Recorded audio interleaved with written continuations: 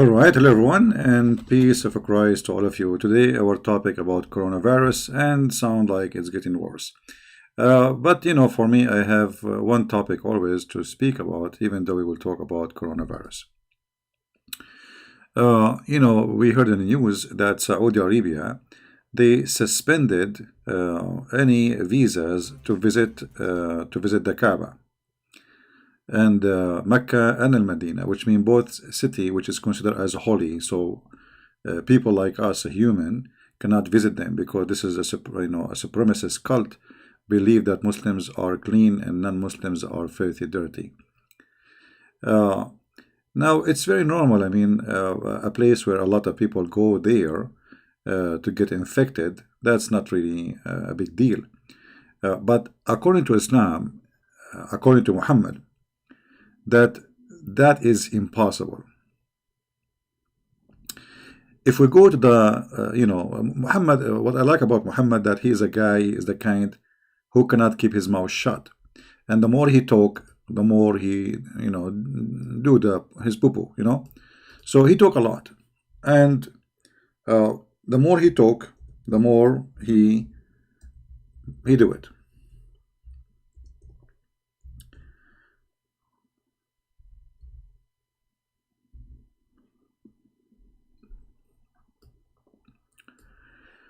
Muhammad said that neither the Messiah, the Dajjal, which is, who is this Messiah? Nobody, don't ask me. I mean, Muhammad, he came with the idea there's a false Messiah will come. It's supposedly not him, supposedly he is not the false one, but there is a false Messiah will come. Nor the false Messiah will come, nor the plague will enter the city of Medina. You see, the plague is not a disease by itself, is any any kind of illness kill people by a huge number, like all of them they have the same illness, is called the plague. In Arabic we call it ta'un. So no false Messiah and no plague will enter the Medina.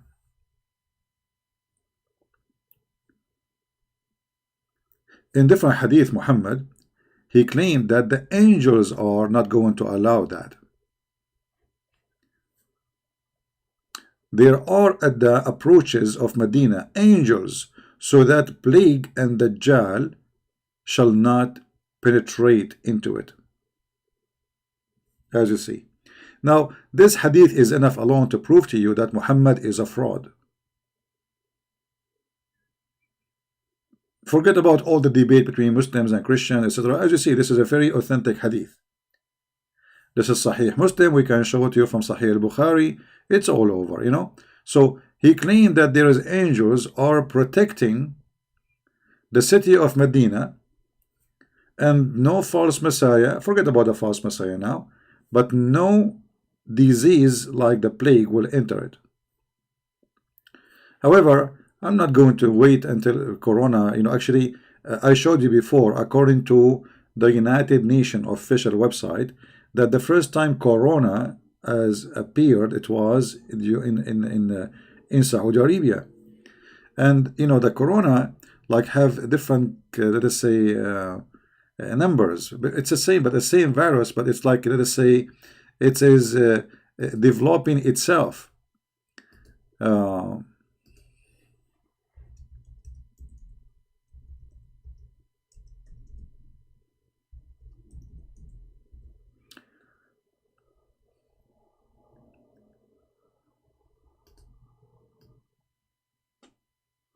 Let us see.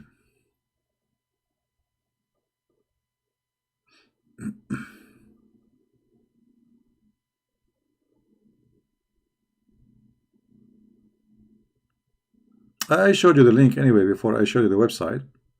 Now, one of you, he sent me email, says this is not about the same. No, it's the same, because all of those, they have numbers, they number them, because this the same virus is a change in its structures, depend in the let us say treatment he got.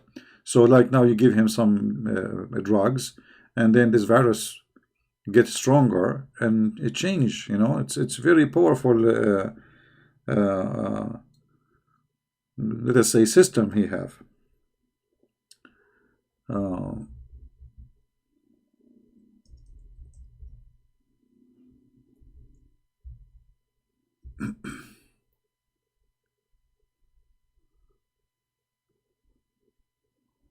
let us see.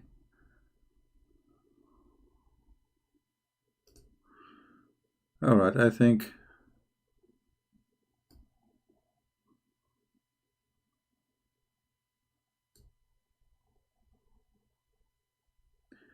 Yeah, you see here, this is the World Health Organization. This is United Nation. This is United Nation.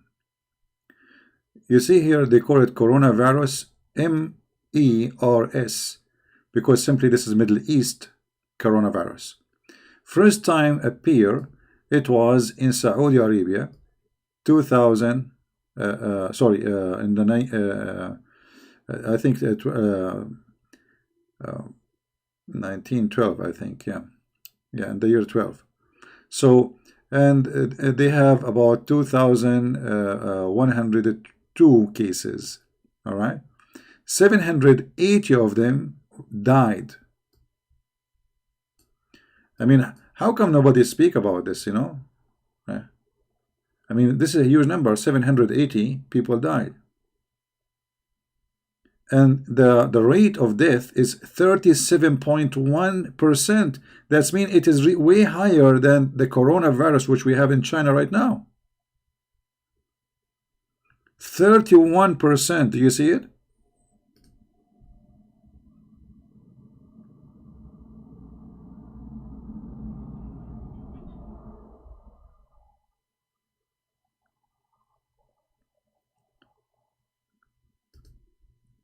Here we have a hadith from Sahih al-Bukhari speaking about what happened to the city of Al-Madinah a long time ago, during just right after Muhammad he died.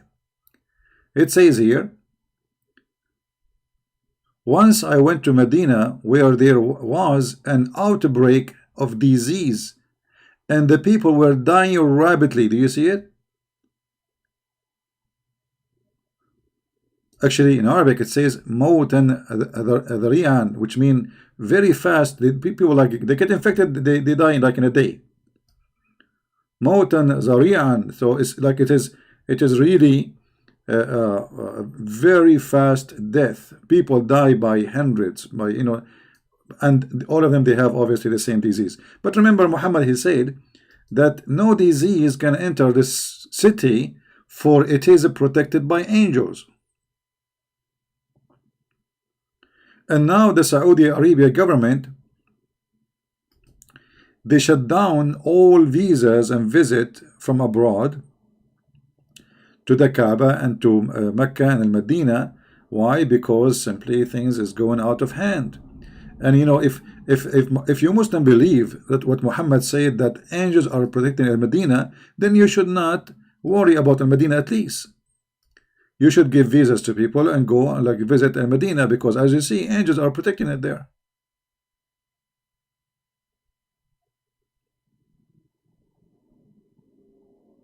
So as you see, Muhammad obviously, I mean, what I need more to prove that Muhammad is a fraud?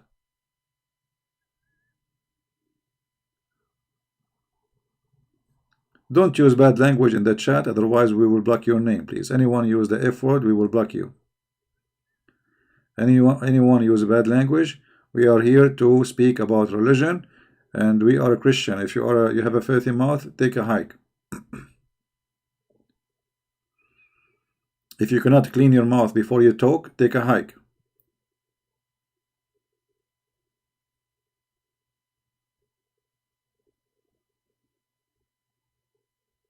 All right. So as you see, I mean, the case is over. Islam proven to be false. Muhammad proven to be a false person. Muhammad is making a statement which is not true. And either you accept that Muhammad is a prophet, but yet he lie, claiming that God told him. Remember, he is not guessing. He is speaking about what? About the city of Medina protected by angels. So Who is the one who gave the order to the angels? Obviously not Muhammad, it's Allah, right? So how Muhammad learned about this? From Allah. So if Allah truly is a God for Muhammad, and Muhammad, he received this information from Allah, obviously Allah is making fun of Muhammad. He's shaitan, he's Satan, because there is no way there's a true God, he will say something not true, and he will get his prophet busted. And remember, you know, the illness start like entering like crazy in this town.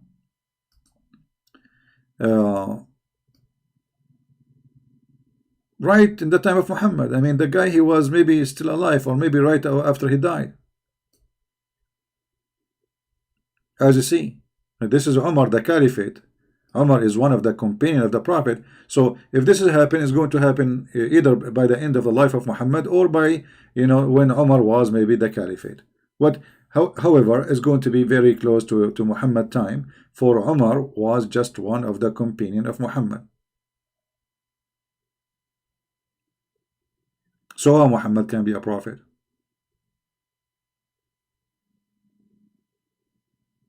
If I say to you that you know, my city, I am a prophet, my city will never enter it. If you enter my house, you are safe, no disease can enter here, and then after that disease enter. So isn't it a clear proof that I am not a true prophet?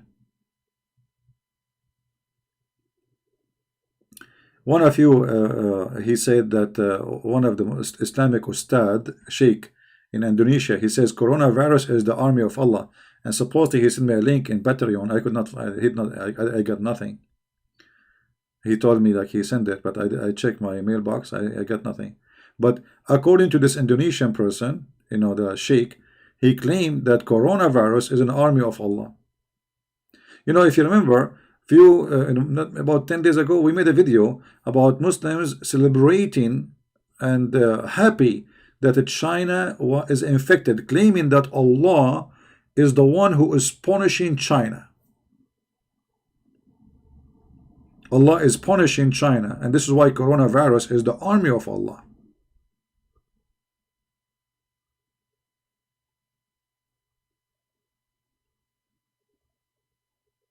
Right?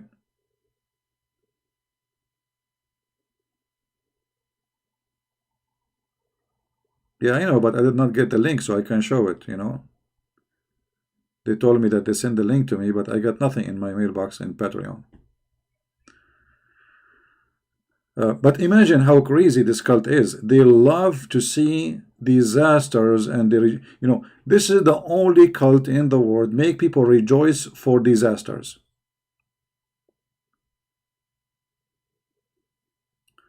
I remember when tsunami happened. At that time, I used to use Paltalk, chat program. The Muslim, they open a chat room, you know, praise be to Allah, Allah, he punished the kuffar by tsunami. And then they start posting, not only that, I mean, those people, they have something about them. They fabricated Photoshop. Let me find it.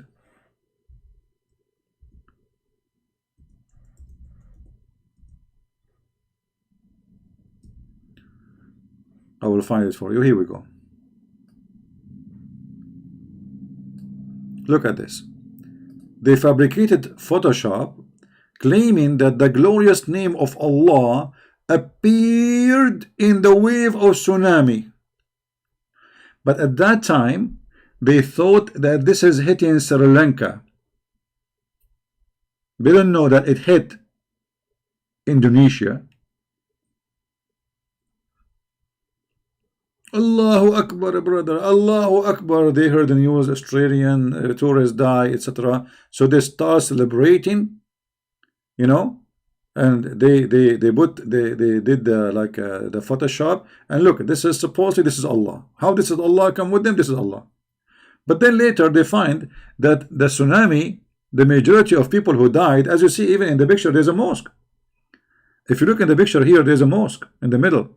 And the Muslim at that, after the tsunami, after the disaster happened, when they found that they are stupid, they are just celebrating the death of Muslims, and then they start posting those pictures. Subhanallah, you see, brother, the mosque is the only place is not destroyed, because the mosque is built from concrete, the rest are poor houses.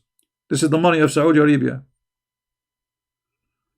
I mean, how tsunami will destroy a house from concrete? Tsunami is just a wave, will bring all the mud or whatever, etc. This is house from concrete. If your house is made from wood, etc., will be drifted. But this is showing you the madness and the ugliness of this cult, where people, their heart became evil, celebrating the death of nations just because they are from different religion. This is exactly what happened in 9/11. They start dancing in the street, giving candies for people who walk in the street, because today is a victory day. 3,000 Americans get killed. And you can search the videos in YouTube, you will find it. Tsunami is the same. So they start celebrating Allahu Akbar, Allah, He punished the kuffar, etc. May Allah destroy them all. This is what they pray. And the Islamic prayer, by the way, in the mosque is about cursing, asking people to be burned, to be killed. There's a famous prayer that Muhammadan they repeat in the mosque when they are angry from somebody. May Allah freeze the blood in his nerve, in his vein. May Allah stop his mouth from breathing. I mean, look at that. This is a prayer, and everybody behind the sheikh, he say Ameen. It is absolutely a satanic cult. And this is exactly what happened. Let me search for just 2 weeks ago, when we start hearing the news about this. The Muslim, they posted thousands of posts that Allah punishing China by corona.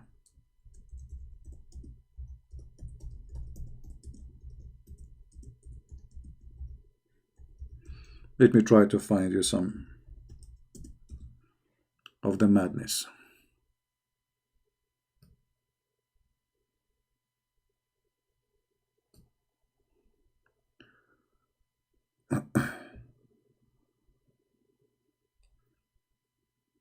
Actually, you can do the same. You can watch videos. This is a video memory TV where supposedly this person, I don't know who's he, maybe Sheikh, I'm not sure. New Jersey Friday sermon. Coronavirus punishment to Chinese. Who is saying that? A sheikh in the mosque in New Jersey. May Allah punish them for what they did to our Muslim Chinese. Loses from coronaviruses. Do you see it?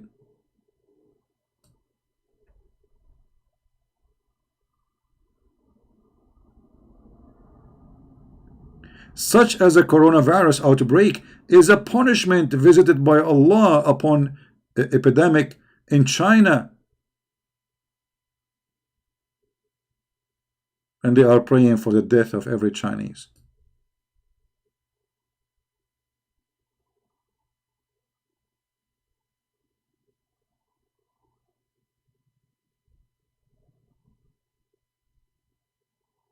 This is how evil this cult is.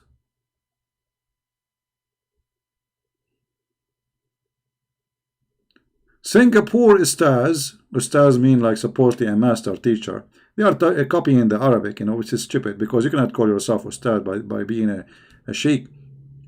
Says coronavirus is Allah punishment against the Chinese for oppressing Muslims. You see it? All of those. Look how many. I mean, there's endless posts. Like, we can keep going forever. Okay, now coronavirus is coming to Mecca, coming to Saudi Arabia. Actually, coronavirus came first of all came to Mecca before anyone else. And here we go. This is United Nation. This is United Nation showing you that this has really happened. First time happened was in Saudi Arabia. During the Hajj time. Nobody celebrate. death unless he is sick. You see, when I hear that a disaster happened in a Muslim country, I don't dance for it. That is a shame. Those are people, they are human, they have a family, they have people who cry for them. They are not bugs. Islam make you believe that if you are not a Muslim, everyone else is a bug.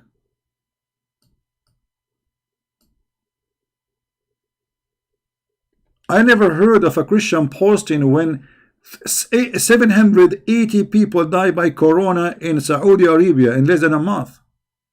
As you see, 37% right now, the death in China is way less than 37%.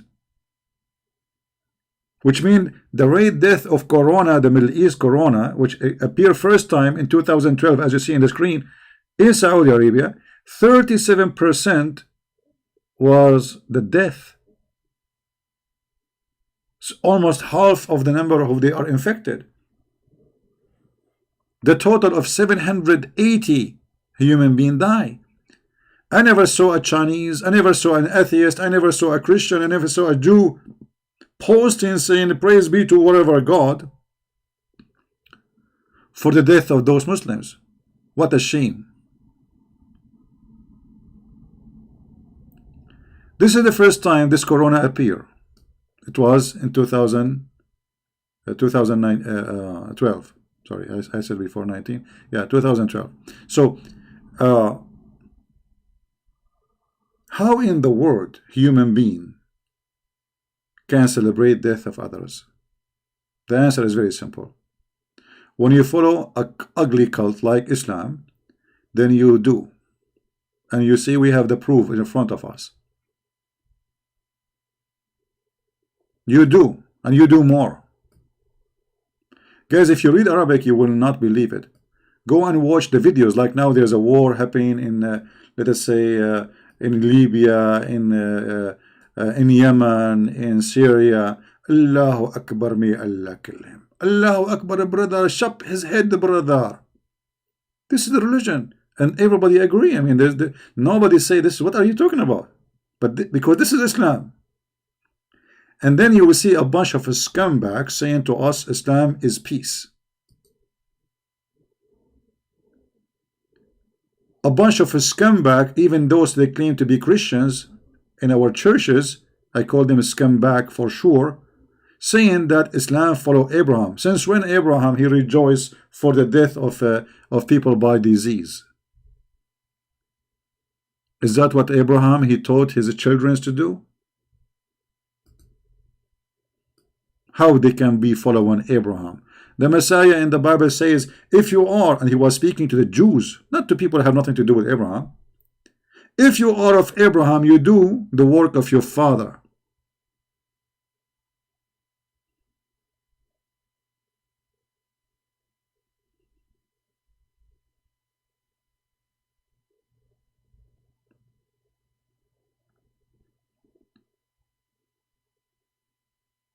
What kind of cult we are talking about?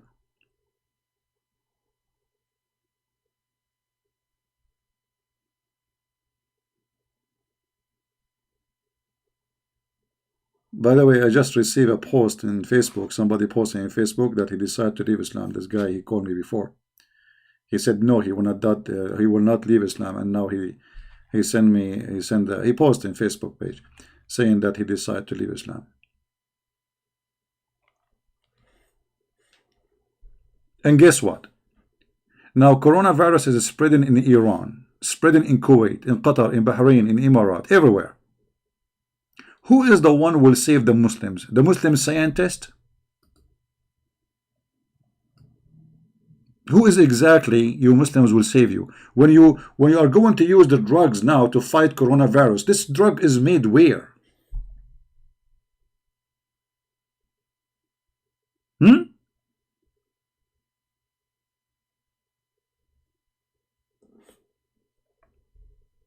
From which country you are going to buy the drugs?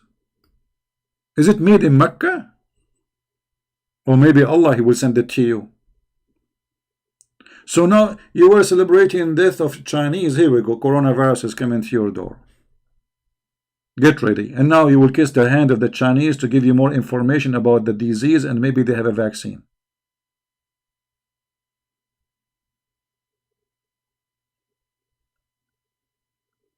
Or you will call the Israeli scientist.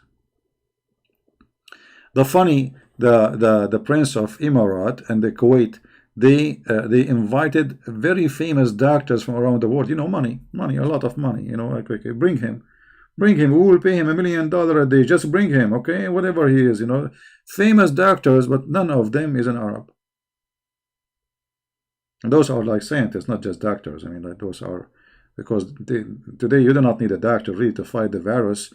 You need somebody, you know, he's a pharmacist. He can, you know, he can do his own experiment and find a way to stop the disease. Because doctors, they just use what those who do work in the pharmacy business, let us say, scientists, what they make. Doctors, they don't make drugs. We know what the disease, so we do not need a doctor really to tell us what it is.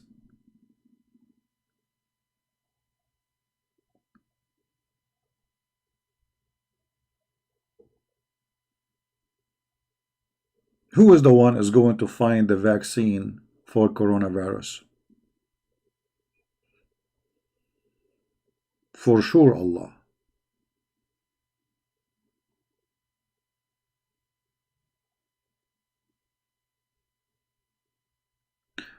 And here I want to remind people about this virus. Actually, you see, this virus, you know, we don't want to be the same as Muslims rejoicing for death. For sure, we cannot rejoice for death of any children, women, men, old, young, dying. I mean, this is ugly, but it is important to remember that life which is given to you can be taken from you in a second. You see, what happened to a human being, as long as he is healthy, he think he is God. And I'm serious about that. He think he owns the world. He think the world is under his arm, in his pocket, especially if you have money. You know? I don't want to believe in God. I don't care for God. God is a joke, etc. And then when something bad happens, suddenly you will find this atheist crying like a baby saying God. Suddenly he remember God.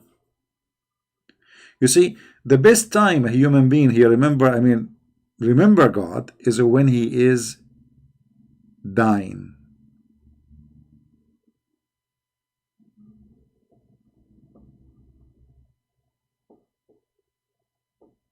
Here we go. Annie, she is a pharmacist and she is retired. Well, Annie, by the way, we Arab, we make better drugs from you. We are the first one who advised the whole universe drink camel urine. I will tell you, this is a true story.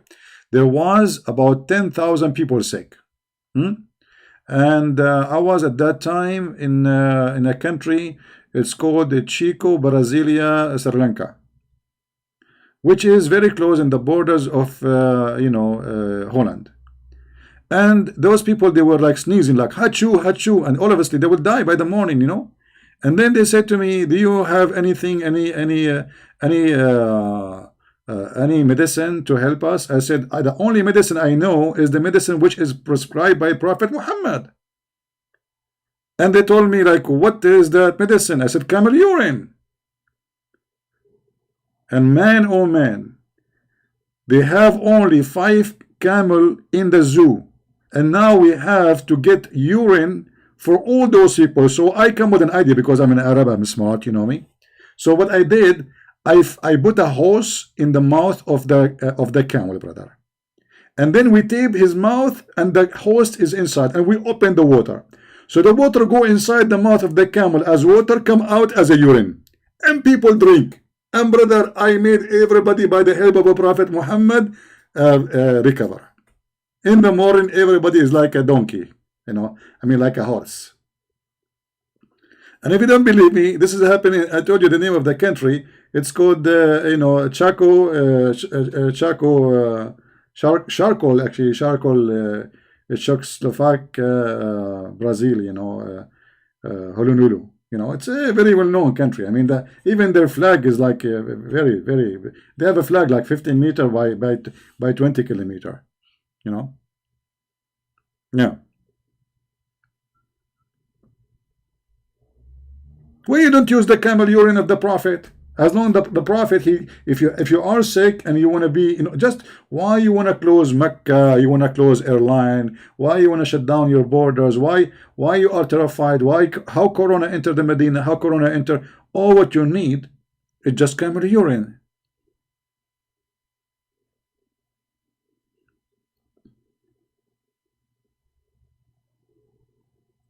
Hmm?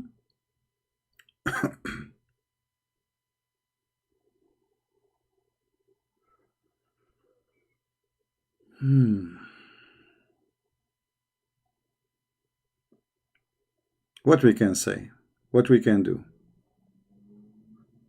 By the way, I did it. I came earlier today. Uh, I said to myself, let me give time for, because some people complain I'm getting so late.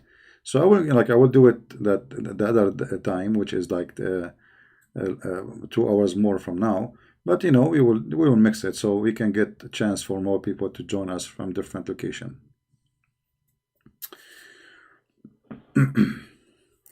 Iran VIP infected Saudi house pilgrimage from Israel. Okay, hold on. Do you know that even the health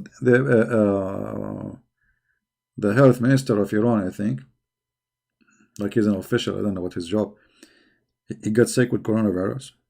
I mean, it's really horrible. And the funny, those in those countries, by the way, even if the half of the population die, nobody will know about it. Nobody will know about. I remember there's a guy. His name is James White. I don't know if you know him.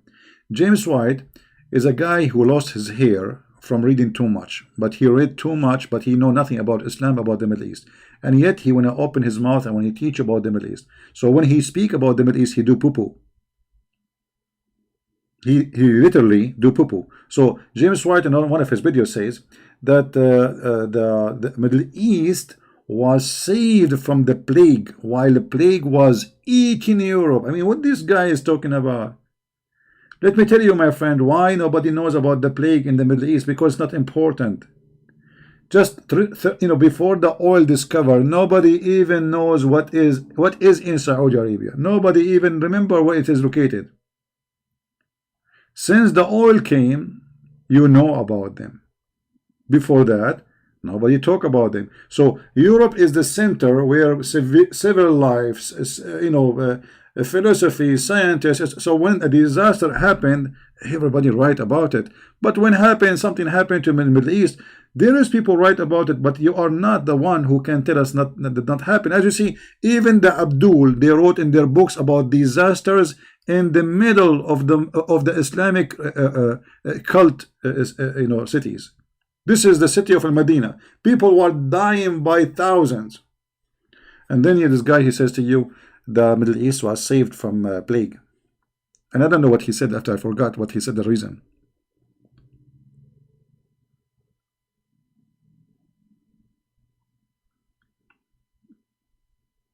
This is why it's very important, before you put a trust in somebody you want to listen to, you have to be sure that he is not making poo-poo, because there's many people, they claim to be ministers, they have a PhD, doctor, Dr. James White. I mean, what do you want more?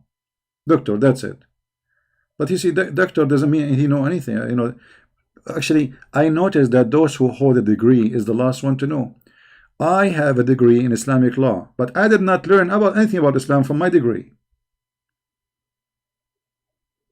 My degree in law have nothing to do with Islam, actually. Why? Because they teach you, if this happen, you do this. But this is not Islam. Islam, you can read the garbage.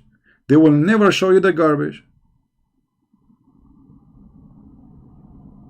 So you study Islamic law, okay? Islamic law, like we study a book. It's called Usul al-Fiqh. Okay, you go and read. The I don't know how to translate the word in English. Like let's say the rules of. I'm not sure how to translate this. Let me see if I can translate using Google Translation. Hold on.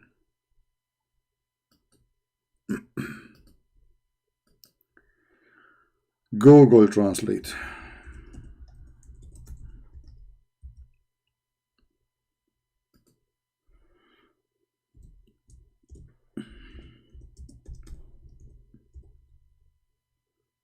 Okay.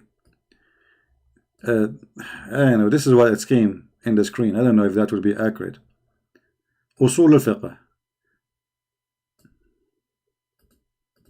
Fundamentals of jurisprudence. All right. This is a translation from Google Translation. I'm not sure if this is a good translation, but it's look like it's close to.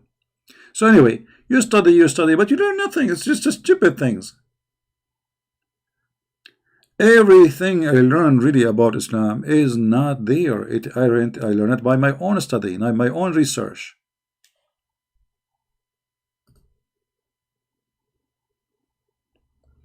How about Ravi? I don't know Ravi, my friend. I'm not talking about Ravi. I'm talking about a guy. He say something about Islam. He do poo-poo. James White, he said once, anyone who say Islam as all is ISIS, he is lying. Islam is ISIS. Actually, the true Islam is ISIS. So this guy, he's proven to me that he's an idiot when it's come to speak about Islam.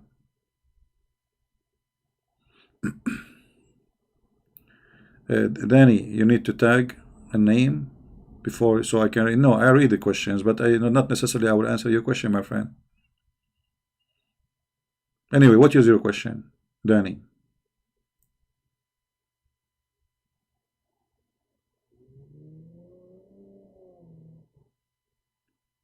All right. Hey, Dominique, how are you?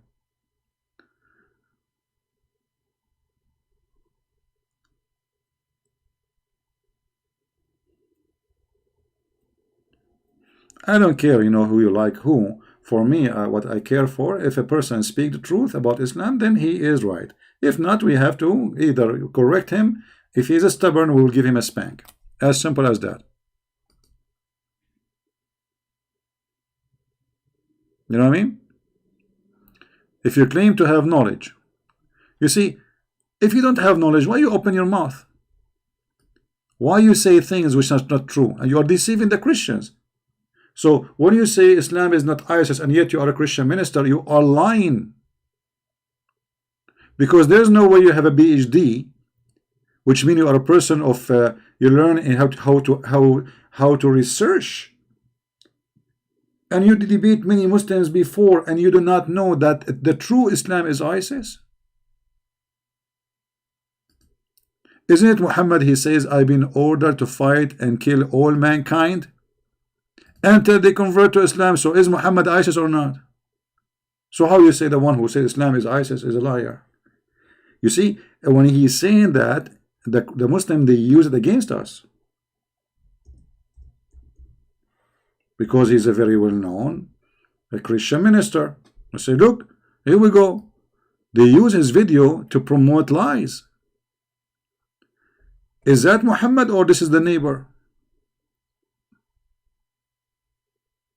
He been ordered to fight all mankind, kill them all,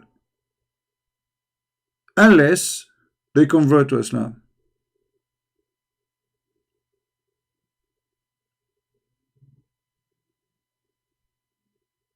Then they say to you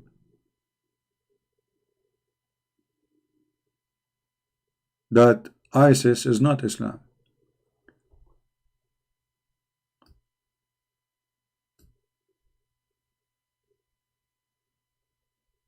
Is killing the Christians, cleansing the Christians from the Arabian Peninsula and cleansing the Jews from the Arabian Peninsula, is that ISIS act or Muhammad? This is Muhammad.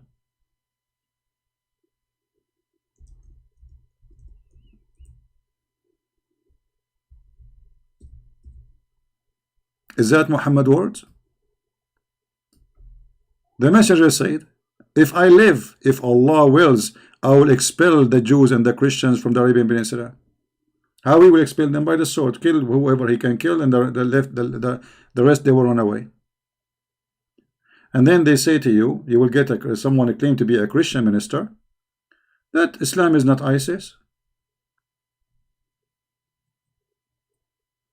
And by the way, if you are a person who is politically correct, you get more support, because the truth hurt. And these days, everybody is doing business. Nobody want to share the truth, because sharing the truth can cost you your life. I mean, it's dangerous.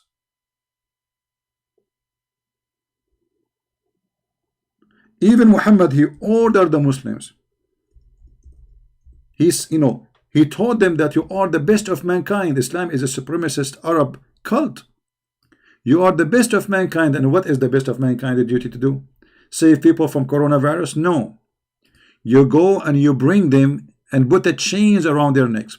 You are the best of people ever, raised up for the benefit of mankind. When you see the word benefit between two brackets, Muslims added, you think like those people, they will make a vaccine for coronavirus, they will build houses for us, they will. No. The best, he explained, the best for mankind are those who bring them with the chain round their necks till they embrace Islam, so they will not go to hell. Do you see it?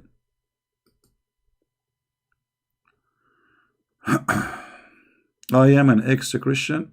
Muhammad Michael, I think you are the Mother Teresa. You used to be the Mother Teresa, and I will not be surprised that if you claim to be the Pope.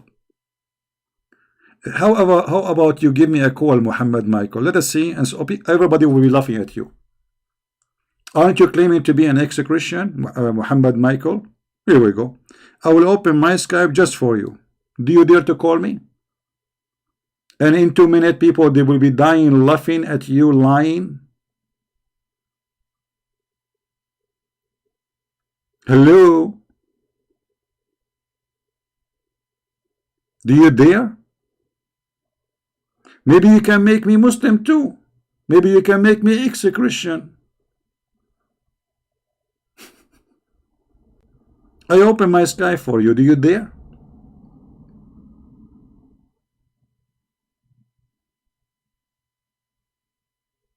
He's even not texting anymore. He's gone with the wind. He's purchasing camel urine from the Prophet.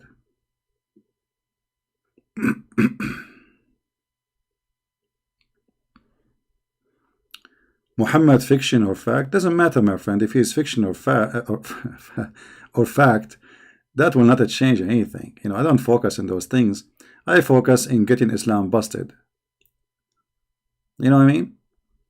Focus in the head of the snake. And now you see, the second I challenge them, they die.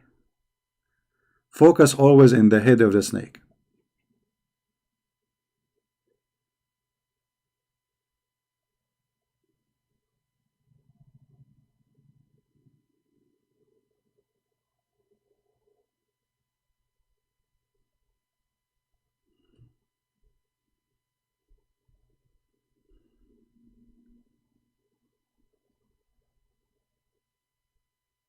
We don't rate lies.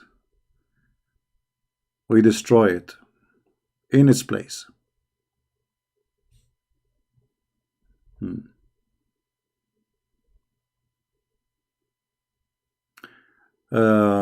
Someone from this, okay, yeah, he claimed that, okay. You see, I will tell you a story. I wish at that time I have a recording program to record it, because you would die laughing. A guy in a chat room, the Muslim, they invited a lot of people. Chat room, kind of like a Paltalk, they have a paid chat room. It can fit up to 1,000. Imagine 1,000. You see, at that time 1,000 is like now. Like now we have 581, and we are not like, not really busy, because I'm not coming in the time I used to come. But they have more than the chat room you cannot have more people inside. Why? Because they get the Pope. The Pope converted to Islam. And look what the story is. This guy, he claimed to be that he was the Pope of the Catholic. And he is an Egyptian. I never heard of a Pope as an Egyptian. Since when? And then, brother, he converted to Islam. One day he was praying as a Muslim. They opened the door and they found him praying to Allah. And then the priest, they capture him and they tie him up and they put him in a dark room. And every day they bring 12 lions and they order them to turn their back and they whip him with their tail. 12 lions. And they order the lions to whip him with their tail, with their tail. And he have marks in his body, brother. It's chat room, I swear by Allah, if I have a camera, I will show you. And he's almost crying. And then, brother, one day Allah inspired him to run away. So he opened and he broke the toilet seat. And he went in the sewage. And he came out in Egypt. I was literally dying from laughing. I mean, do you know how far Egypt is from the Vatican? So he went in the toilet seat, down in the sewage. He came out in Egypt.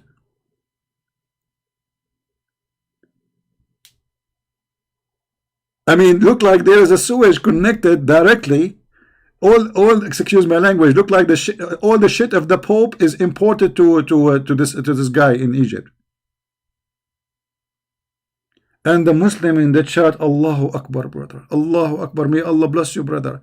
We are sorry for your suffering, brother. I mean, nobody noticed that this guy is a fraud.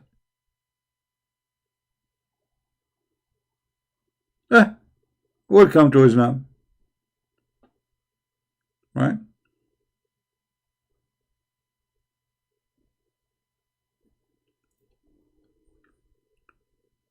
Now, do we have any Muhammadan want to say something? Or you are brave to talk to me in your video, make a video about me. Christian Prince getting busted. Or if you get me busted. I never saw a Muslim don't get me busted. Actually, I bought a glue just to glue myself because I get busted every day. I mean, like, and I know I am #1 buyer for a glue from Amazon.com. Actually, if you see me, you will not recognize me no more because, like, I don't know how to glue things together, brother.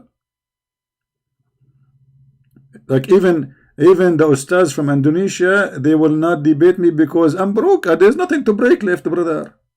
That's it. I mean, his nose in his toes. There's nothing left of him.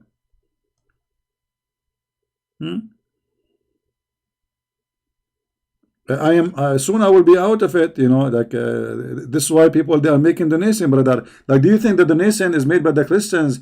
Can I spend it for something useful? No, I'm buying glue, brother. And then glue. I go to home, like in Home Depot, they knew me. They say that the guy who buy glue. I go to Walmart, they say, okay, the guy who buy glue. You know? Even I wanted to find a wife to get married from, and then I don't know how she said, "Are you the glue guy?" How in the world she found out? I don't even have a picture in the profile. Unbelievable.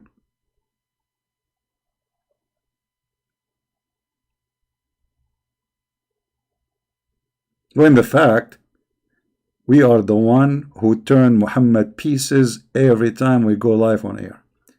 When the fact is, we are the only one who open our Skype and he say, "Who dare?" That is the truth. We should pray for Muslims. My friend, pray for the Muslims, pray to everybody. But if you want to help the Muslims, it's not by praying for them alone. Because prayer alone without work, this is what the Bible says. Faith without fruits is a false faith. So those who say pray to the Muslims but they don't want to do anything, I mean, okay, how you will save them? What do you mean pray to the Muslims? You see, did Jesus pray to save us, or he come to this earth to save us?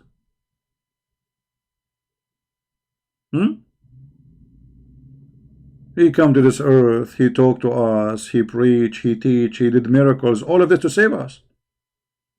Everything the Messiah he did, it was for one purpose, not for his benefit. It was for us, to save us. Otherwise, he just, okay, Father saved him, it's over. Right? The Messiah, he gave his life for you to save you. And I find it really funny that, you know, suddenly a Christian, he will say to you, pray to the Muslims. Okay, that's it. It's like somebody is dying because he don't have a vaccine for coronavirus. Okay, I understand you don't have a vaccine, so you say pray for him because this is the only solution we have left. But if there is other solution, you don't say only pray. You do about it. You do something. The Bible is full of verses about rebuking those who they are doing wrong. And all what those Christians want to do, just to pray. Pray for this guy. Pray. Okay, we pray. We got it. We got it. We pray. But this is not enough. If your son is taking drugs, you pray for him to stop only, or you talk to him. You try to guide him. You try to help him. So stop being, using this mentality, because many Christians, they have this mentality.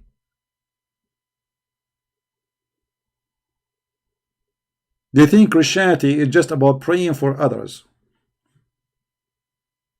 That's not true. It's like saying somebody, he is dying from hunger and you pray to God to feed him. You feed him.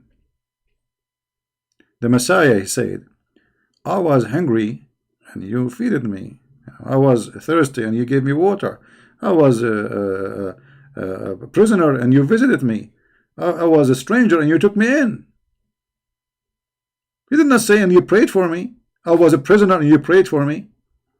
I was sick and you prayed for me. I was hungry and you prayed for me. No, he said, and you visited me. You took me in. You did an action. That is the teaching of Christ.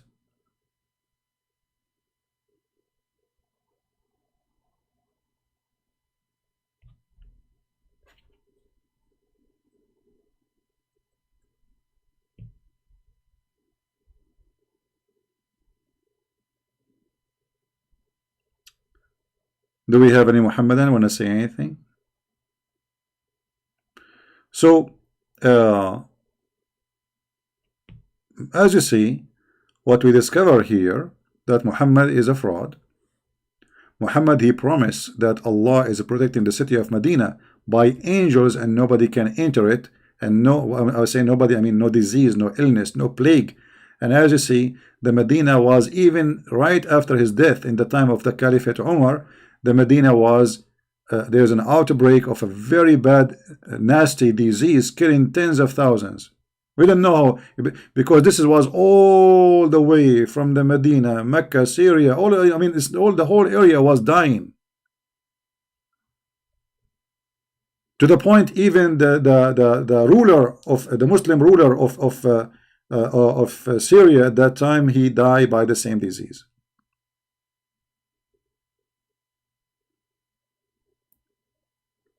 And then when we have a virus like this corona, and instead of Muslims, showing some support for a human being, you are a human being. Forget about your religion now. No, they cannot. And instead of being a human being, supporting all those, I mean, how many people they lost their father? They maybe they don't have anyone to feed them now. Nobody to take care of them. I mean, maybe he is the only one. He is responsible for the family. What we do, instead of feeling sorry for them, we celebrate even tsunami. We make thousands and millions of posts in YouTube, in channels, sheikhs talking that they believe that Allah is the one who punishes China by sending coronavirus. But there's a lot of Muslims in China too, you idiot. And now China is coming to your door. It's all over Iran. It's all over Kuwait, Bahrain, Saudi Arabia. It's all, and in the Middle East. This is something about Middle Eastern countries and government. In the Middle East, if there is if there is like 1,000 people die, they will say half one. Do you remember once I made a video about those who die in the Hajj? They walk in the top of each other.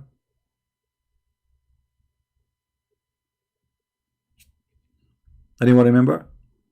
At that time, Saudi Arabia government, they said 200 something died. 200. I made a video, I says, Well, if the Saudi are saying whatever like number, it's going to be maybe 4 or 5 times. It's going to be maybe 2,000, etc. I don't know really what's happening there. And later we found that more than 5,700 died. Yet they say 200 people.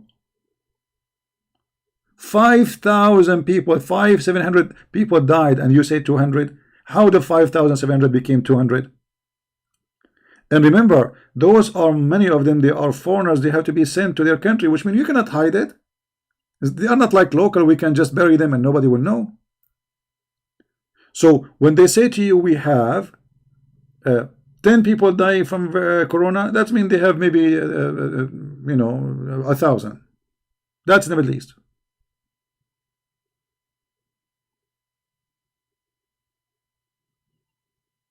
That is the Middle East.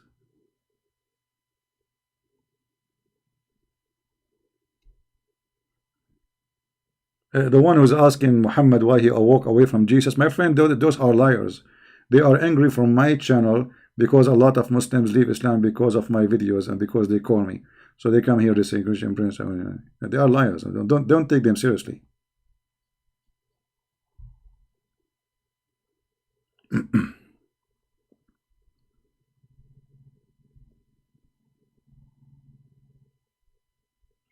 And right now, actually, I'm thinking to apply for a visa to go to Saudi Arabia, and I will start a farm, you know, for camel urine, because this is the time for camel urine. That's it. We have a solution. This is Allah advice, and this is the medicine of Allah. Who need medicine? Who need doctors? Just camel urine. We have actually not only camel urine, we have honey, brother. Honey, brother. Ajwa, brother. You eat 7 ajwa, brother. I mean, look at this guy. He told the Muslims, if you eat 7 ajwa a day, ajwa is a palm date fruit, 7 of them. No poison can kill you, and no black magic can hurt you.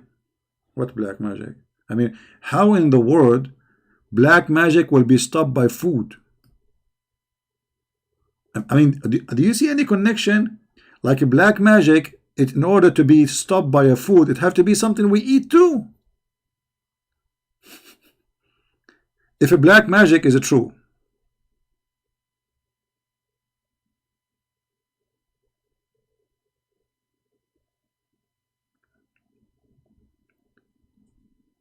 you see, food or anything enter your mouth, it can be either harmful or useful. But black magic is not something entering your mouth. So how the ajwa can fight the black magic? Let it go. Muhammad is talking, doing poo-poo. Forget about it now.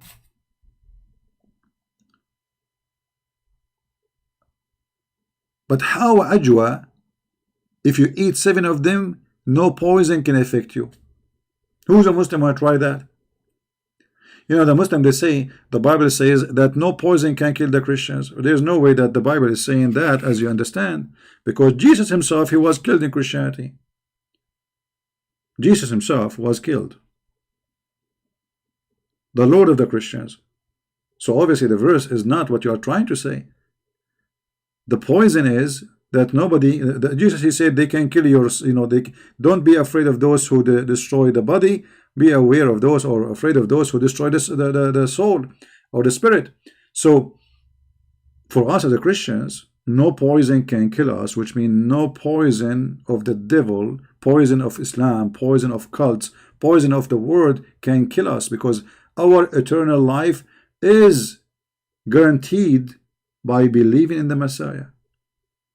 Because the poison is you poisoning your head, believing in the virgins, private parts, gold and silver in heaven. You know, you Muslim, you made God a pimp house, you know, his house.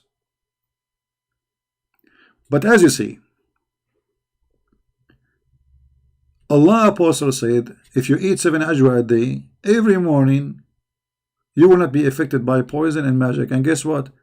Muhammad himself was affected by both, and he died by poison, not only affected. According to Muslims, Muhammad was affected by magic, and to the point he was not, you know, he imagined himself having sex But in fact, he was doing laundry. And Muhammad, he died by poison, as Aisha reported.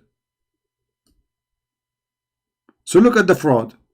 He taught us what the medicine, but yet himself he infected by both, and he died by poison.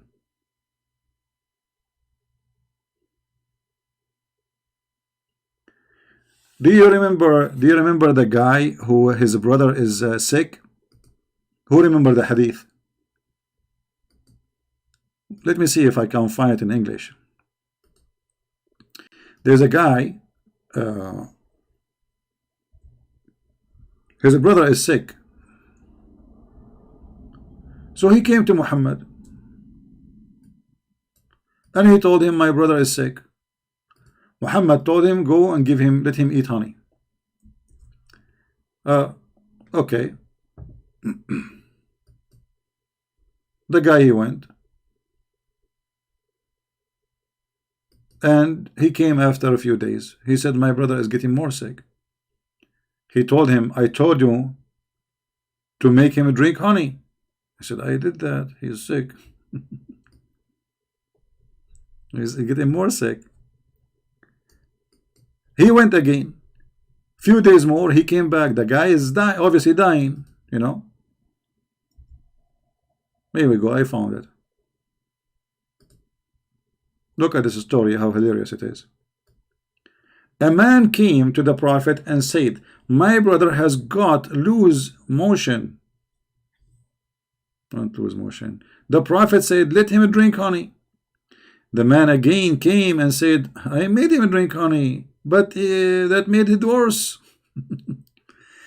The Prophet has said the truth. The Prophet said, Allah has said the truth, and the belly if your brother has told a lie. Have you ever heard of such a doctor?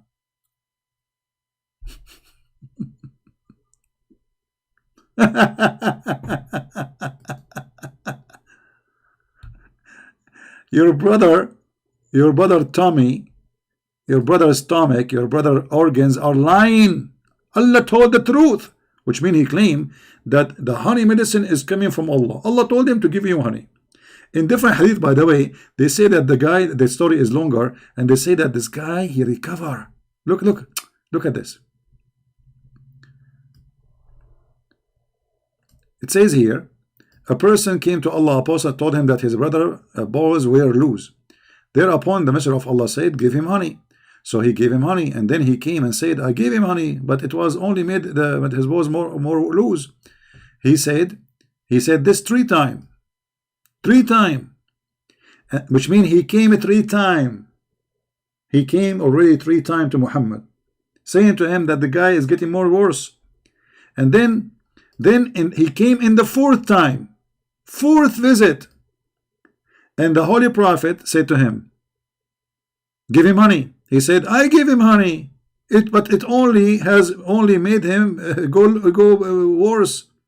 Whereupon this, Allah Messenger said, Allah has spoken the truth, and your brother boys, they are wrong. So he made him drink honey, and he was recovered, brother.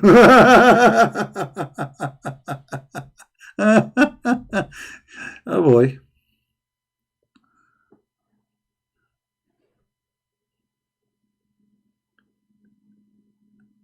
Don't go to a Muslim doctor. He will say to you that your stomach is wrong.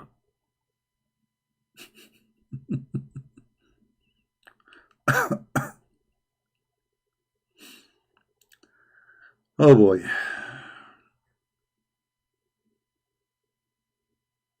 That's science. First time he's not working. Second time is not working. Third time not working. Fourth time not working. But at the end it worked, brother. It says here he recovered, brother. Can you deny it says that? We do not know if, you see, in different hadith it doesn't say that. I think this is addition. Because if you look in the Arabic, it says here, this is the conversation of your prophet.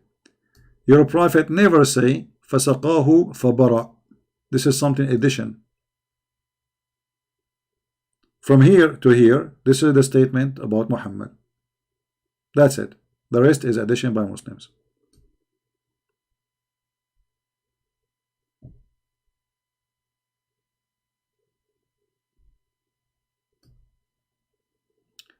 Hold on, we have a guy. His name is Danny. How I can help you, Danny?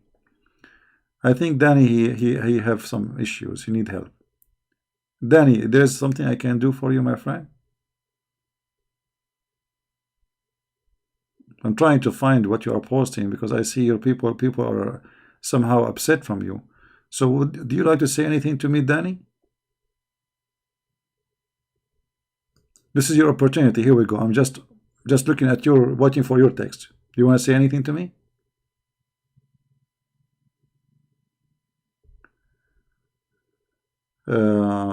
Corona can be healed if you have agreed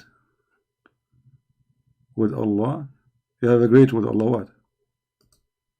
So how Allah did not heal Muhammad? He died by poison like a rat. Bible said that we have been chosen before the world made. This our destiny. If we are born, no. You see, God, He knew who is the one who is going to be choosing Him, which means we are chosen for we choose Him. That's why the Messiah said, not everyone says to me, Lord, Lord, will enter the kingdom of my Father, but the one who do His will. So, do God have a knowledge? He do. But who is the one who made decision to do the will of God? It's us. So, we are chosen for He knew us. The Messiah, He says, I know my sheep and my sheep, they know me. So if you want to speak about Christianity as the Christians believe, not as your fantasy is. You can go right now to the bedroom, close your eyes, and imagine Christ saying that. That's mean we are, we are not Christian. Really, He made us. That's it. Before He created us, no Christian believe in that. This is why the Messiah said, not everyone says to me, Lord, Lord. Here we go. The other Christians by name say, Lord, Lord, by name, but they don't do the will of God. They will go to hell. Not everyone, but the one who do His will. So what is the requirement? Is to do the will of God. That is you doing the will of God. So don't make up stories and try to explain things as you wish. I thought you said I don't say anything about Islam from myself. Only read your scholar. So you are saying scholars add words? Are you a joke? Okay, hold on. This is a response to you, because you are the Muslims. I will give you an example. We have a guy. His name is Fifi. I was reading a hadith. I said Imam Murrah. He said there's no Imam in Islam. His name is Murrah. There is no Islam in Murrah. And then a bunch of Abdul like you, and you are one of them, come here and you post, there is no one in Islam named Murrah. We never heard of a scholar named Murrah. So look at you, how hypocrite you are. When I show you your scholar saying something, you yourself, you reject them.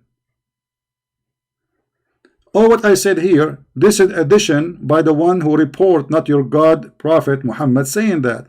How I am not saying, it doesn't say that, CP. I'm saying that it's not your prophet said that. And now let us see, as long you remind me of this Murrah. Stupidity is a must. You go and watch Fifi and Susu and Mimi. He never heard of Murrah because he's a donkey. There is no Imam, his name is Murrah, brother. This is the book of Al-Bidayah and Nihaya. And the funny, I show it in the screen. I mean, I'm reading from the screen. And this, you get the idiot. And those Abdul, they believe what he's saying. Actually, I don't think even they believe. I think they agree just because he's saying whatever he's saying. He's just attacking Christian friends. This is the Al-Bidayah wa Nihaya for Ibn Kathir, volume number 1, page number 128. Does it say Murrah? No, CP. It doesn't say that, CP. Who knows Arabic? He can call me right now so we can read together. Hmm? Any Muhammadan? Do you see his name? Potatoes. And then every Muslim come to the chat, he says, CP, tell us about Imam Murrah.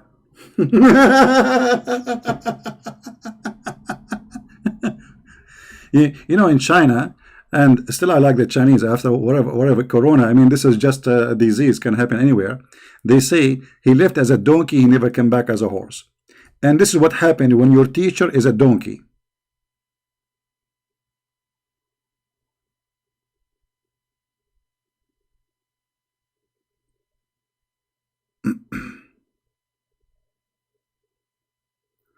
Okay, this is even worse. If he is not an Imam, then why Ibn Kathir reporting from him? Who was he? He is higher than Imam actually. Because look, the one who is reporting from him is the highest of Islamic scholar. So when my name appear, let me translate this page so everybody will laugh. Shall we?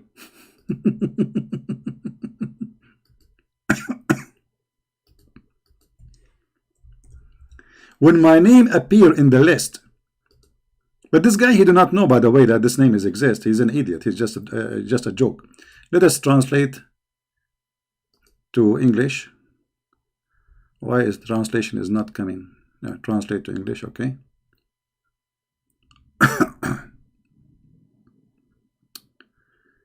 And now how we can find him in English. Let us see.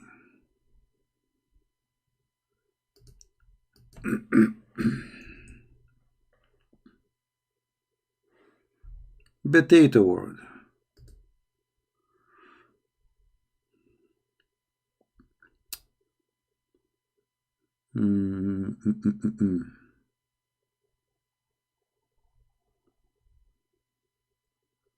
Anyone see it? I don't know where to see it now. This is the English translation.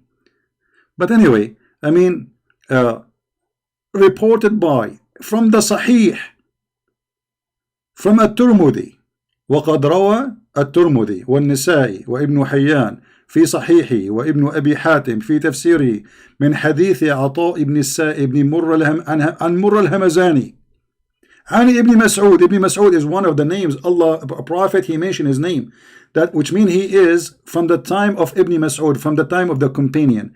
And this edict, he says to us, this is not an Imam. All of those, all the Sahaba of Muhammad, actually, they are Imam for the Muslims. Because the best of Muslims is the companion of Muhammad. So if he is saying he's not an Imam, so what he is, he said he does not exist. We don't have someone in Islam like this. You never heard of the name. But I'm trying to find here where the name appear in English. Hold on. Oh boy, this page is endless. It's hard to find it here now. You see, because this page is not like a normal page. Let me see if I can find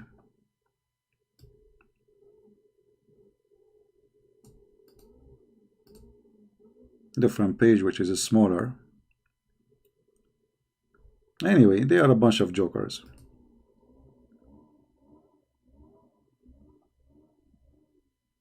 There we go. We found different page. Hold on.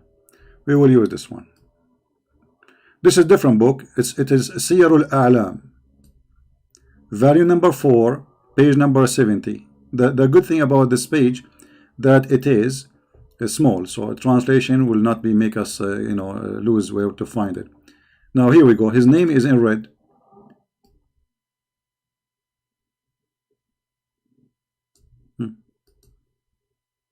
They never heard of him. They are learning Islam from him.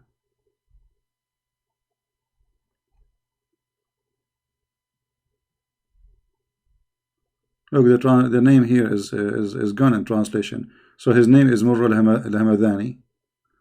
You know, We saw how he prayed, etc. Blah blah blah blah blah. He never heard of him because he's the, that's why they don't dare to call me. Potatoes, spanking time. Anyway.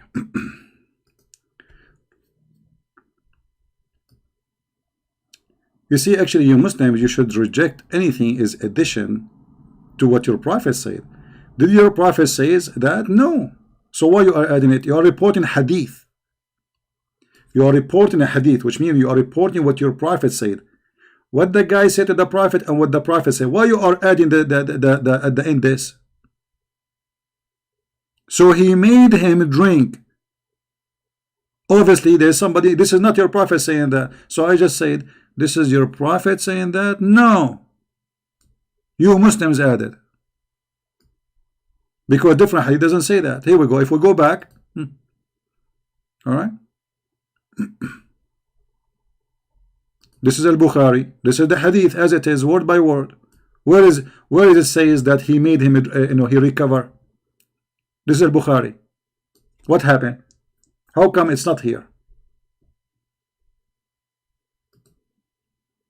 Because Islam is a fraud. This is the conversation between your prophet and the guy. The rest is addition.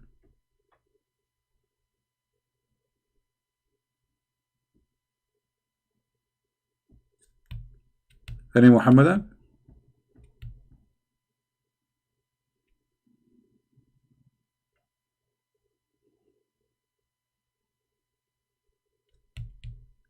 Who is next?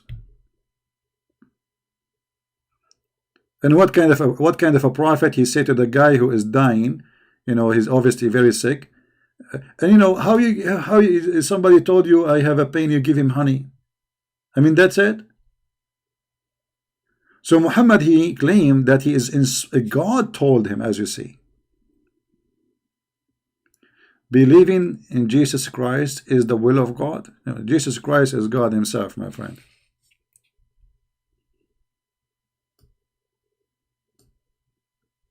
The Christ himself is God, is our Lord. He is the visible image of the invisible God.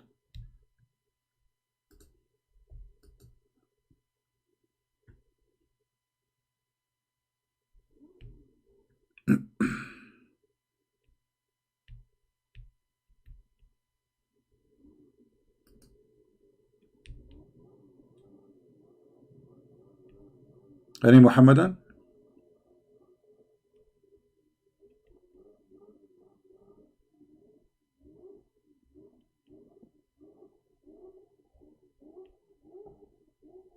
Who's next?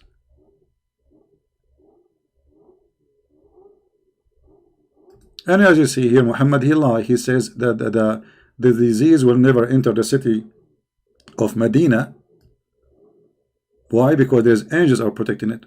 And then we find that tens of thousands of people, affected in the whole area, including the Medina, and people were dying.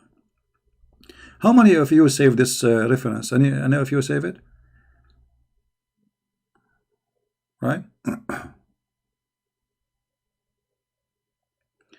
I know, but believing in him is this will, right? I don't understand what you are saying, Tom and Jerry.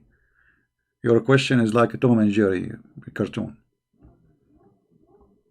Christ is the visible image of the invisible God. And when the Messiah says, not everyone says to me, God, God, but the one who do the will of my Father, which means my will is exist. Before you met me, before you saw me, your father Abraham, he saw me and he rejoiced my day. That's what he said to the Jews. He says, your father Abraham, he saw me and he rejoiced my day. They said to him, how this happened? You are not even 50 years old.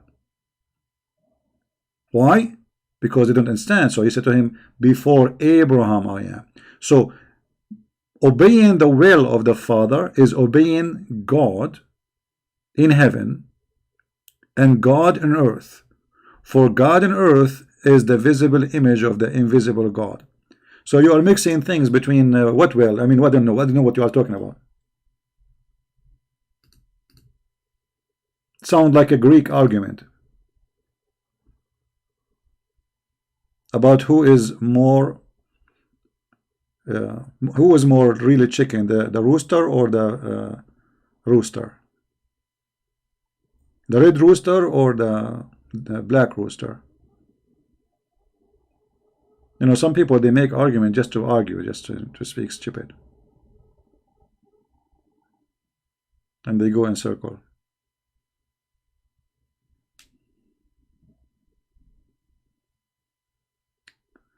ZB, hold on. I think you are the guy who your prophet he spoke about in the hadith. Let me show you this hadith. Why you don't call us and be proud about your prophet?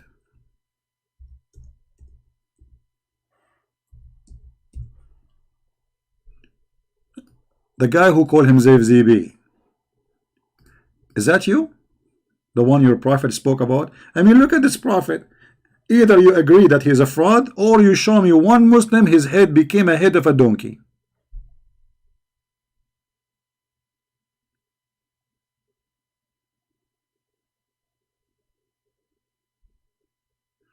People who take what? DMT drugs can contact spirit.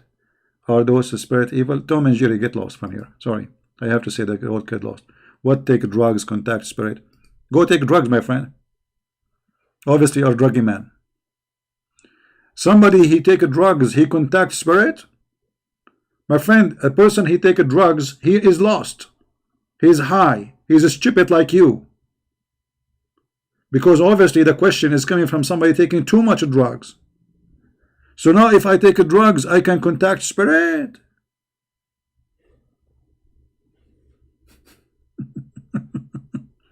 Where these people are coming from? Don't get married, okay?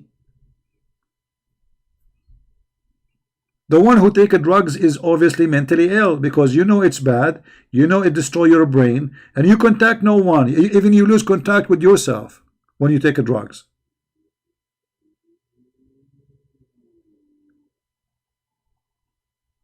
Crazy people.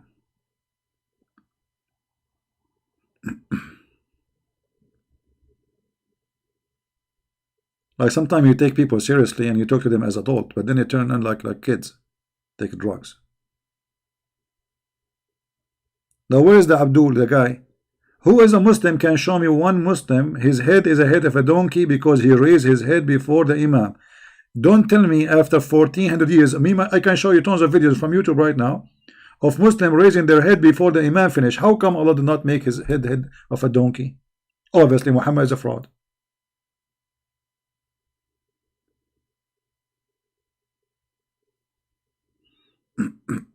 Ilah mean Allah? No, Ilah is different word. Ilah, you see, people they don't I don't know, maybe you listen to people who make things. This is the word Ilah.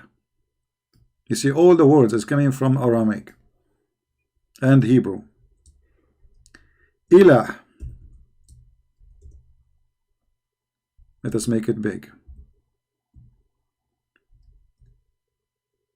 Il Ah.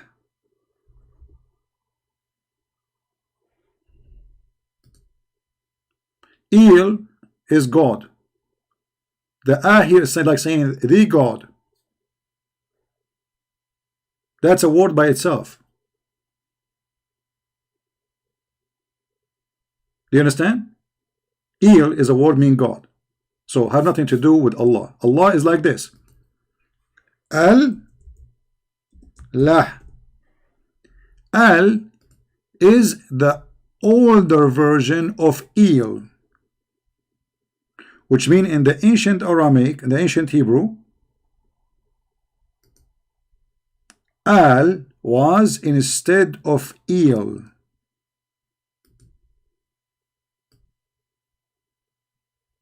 So if you read the old Hebrew Bible, you will find that Elohim used to be Elohim. Israel used to be Israel. Mikael, Mikael. Ishmael, Ishmael. Why? Because El was Al. It's just a word meaning God. So the language changed a little bit in the pronunciation, and the word El and Al both are a word meaning God. So the second you put the word Al before a word, that make it God. Whatever come after is the name. Do you understand?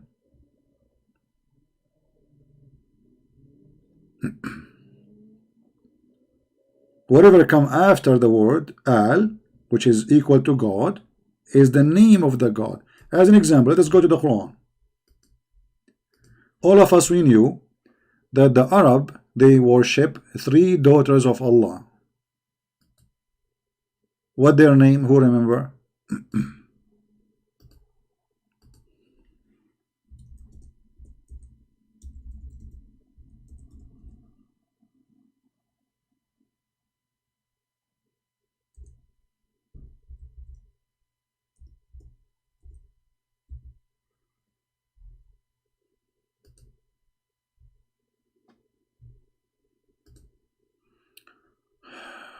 The same, I'm going there, Al-Masih. You see, in Arabic today, the word, you can add the Al as a word mean that in the Arabic today.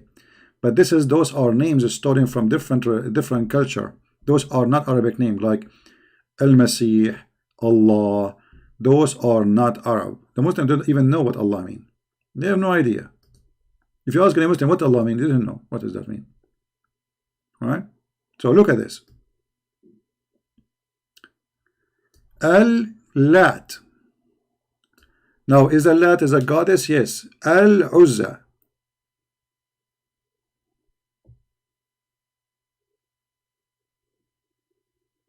Al-Lat, Al-Uzza. God is Lat, God Al-Uzza. And the Manat, some they say that the reason they don't count it, as because it was a very, let us say, scary. So they hate it. Some they claim that Manat was responsible for the death, that the goddess of death. We don't know if this is really, to confirm. But what we knew, that Muhammad believed, by the way, that there is a goddess, and they are daughters of Allah. Actually, Muhammad, he claimed that he killed one of them. Muhammad, he claimed that he killed one of those daughters of Allah, which means he claimed that they exist, they are real.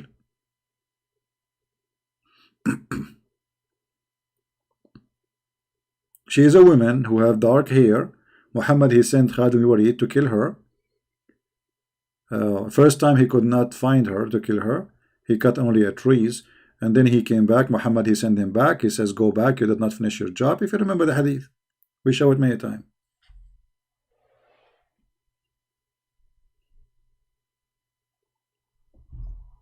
You see, the Muslims, all the names they have in their Quran is not from them. As an example, if you ask a Muslim, is Israel, what Israel mean? Arab Christian, they use the word Allah because they are under the occupation of Islam. That is a translation, my friend. The real Bible does not have that. That is a translation, and they've been forced. They are living under ISIS for 1400 years. If you ask any Muslim, what Israel mean? They don't know. Why? Because this is a name stolen from other belief, other books. This is not their book. What Israel? You will notice here, the Muslim, they think that Israel is a name. All of it. The fact Israel is not a name. Yes, it is it's a given name to a person, but it is a sentence. It's a description. It's not really a name of a person. It's a description for what happened to a person. El is the word God. Muslims, who's a Muslim who's listening? Who can tell us what Israel mean according to Islam? Anyone? They don't know. Why? Because Islam is nothing but a theft. It is not the original belief. It's a counterfeit. And the thief, he have no knowledge.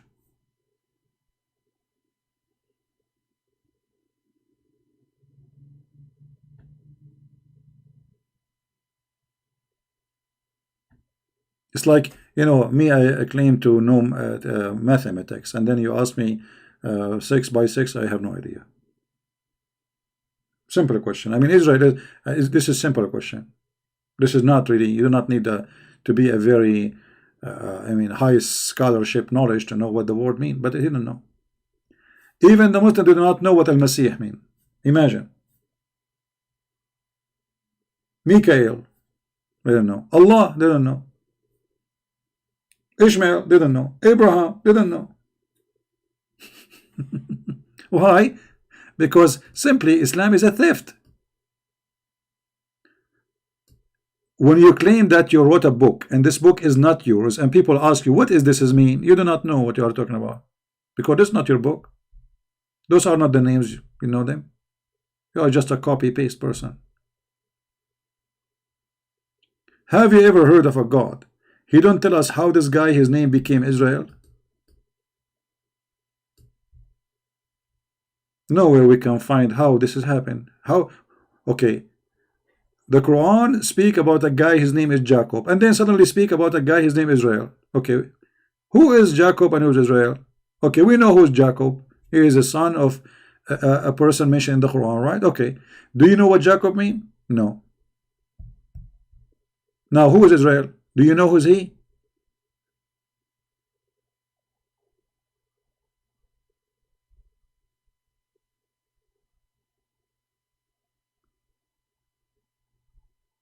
Al-Ilah. There is no I, it is E.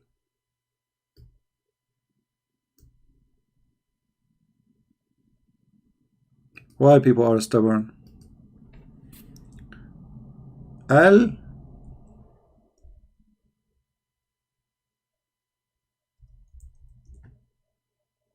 right? Ilah. They add ah, but the ah is very light, so it's not really, in the old language.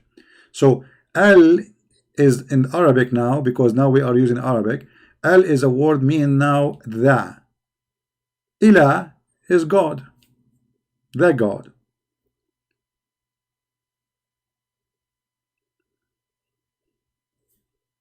Did you get it?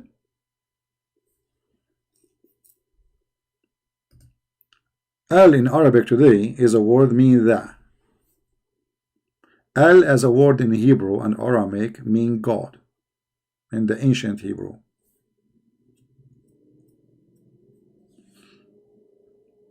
So the Arab, when they want to say the God, they say the Ilah, which mean Al Ilah, which is coming from the Hebrew anyway. It's a theft in the Aramaic. Even that is a theft. They have nothing, this cult have nothing.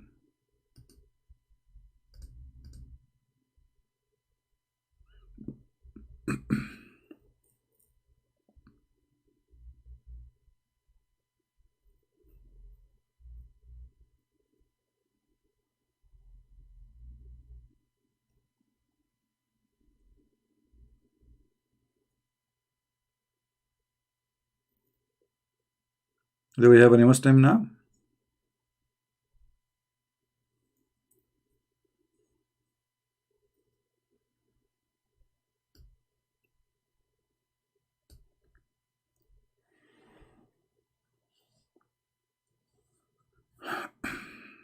I understand it's impossible to be Al-Ilah because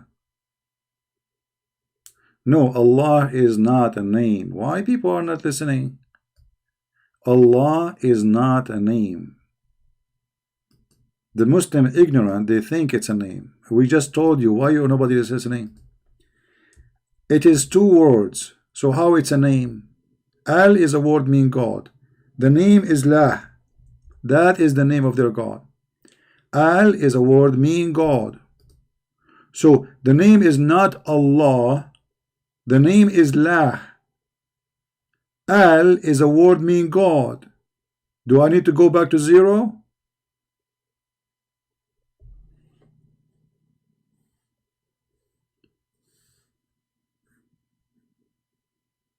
When you add, because this is not an Arabic word now. You see, in Arabic, al is a word meaning that. As simple as that. Al, you add it before anything. The house, the door, the man, the women. You add L. As long you are giving definition, who is he, you know him. All right. But this is not an Arabic word. This is a stolen word from different belief, different religion. So they stole it, but they do not know what it means. As an example, in the same chapter we are opening, look, they have here Torah. Okay, what Torah mean? Any Muslim can tell us what Torah mean? They don't know. Injil, what Injil mean? How in the world Allah He sent Injil to Jesus? Injil is a Greek word. You see a thief? The Muslim, they claim that Jesus was a messenger for the Jews only. Okay, how he is a messenger to the Jews, but he is giving them a book in Greek?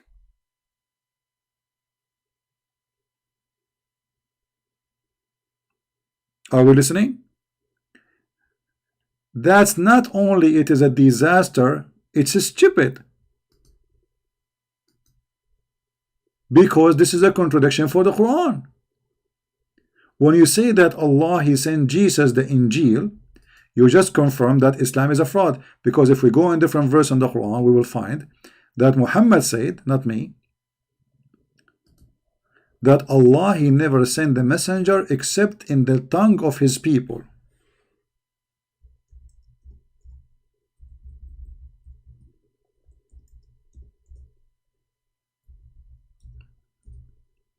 Are we following? Chapter 14, verse number 4. Who's talking? The God of the Abdul. They cannot say this is weak and we didn't accept it. We send not, we never send, ever. We send not a messenger except with the language of his people. Okay, hold on. So the name of the book is telling us what the language. The name of the book is Injil. Injil is a Greek word. Have you ever heard of a book? The name is in a Greek, but the book inside is different language? That will be funny. So how Allah He sent not any messenger except speaking the language of the people, yet He sent Jesus a book, it's called Injil.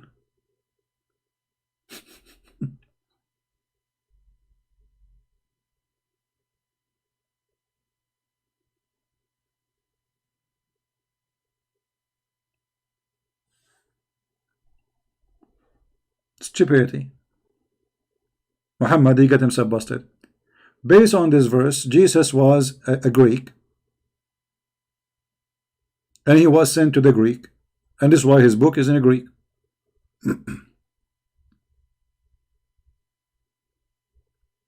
And the proof in front of you.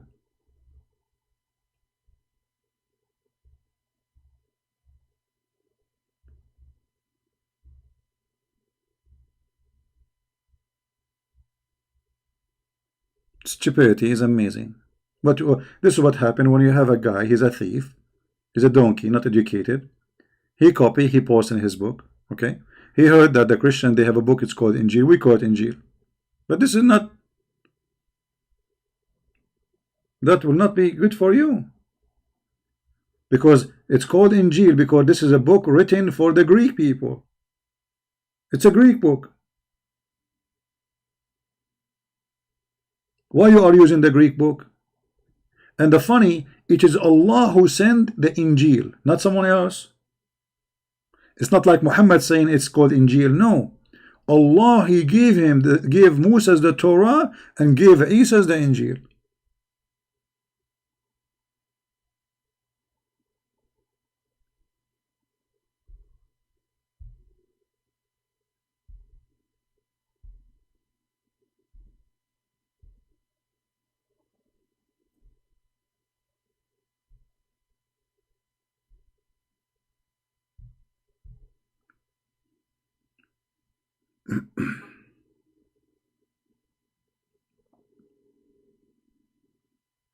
And Abdul,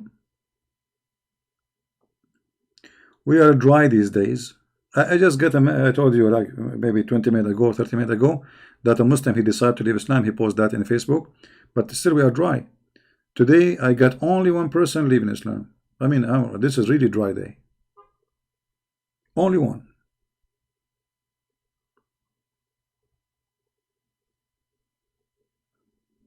No, I don't think the name of Isa is coming from Isos in Greek. I don't think so. Because still there's a huge difference, you know. I believe that Isa is a son of a woman. Her name is Maryam. She is the sister of Aaron, which means he is the nephew of Moses and Aaron. If you go in the Old Testament, you will find that Moses and Aaron, they have a sister. Her name is Maryam. This is exact the same name as written in the Quran. And Muhammad himself, he mentioned in the Quran that Maryam is the sister of Aaron.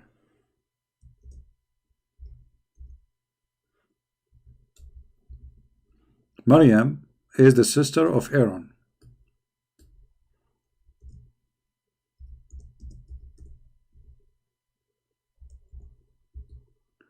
So obviously this idiot, he heard from the Jews that the daughter of the sister of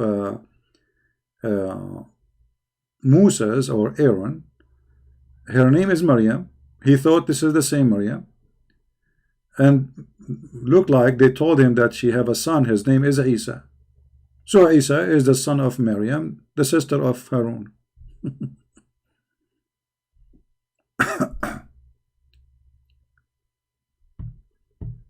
Garbage in, garbage out. And you will find the mistakes all over the Quran. As an example, Muhammad, he think that Abraham, his father, is Azar.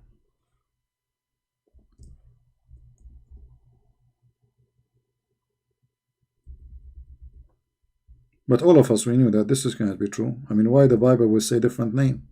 It's a book came long before Islam. Why the ones who wrote the Bible will give us a wrong name for Abraham? Why the Jews will lie about it? There's no way. You know? It doesn't make sense. So Abraham, he said to his father, Azar. How he said to him, as you know, the Muslim, they think that Azar is the father of Abraham.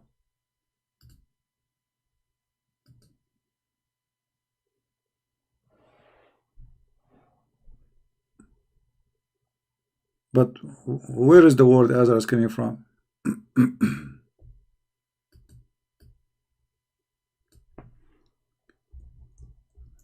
Any Muslim?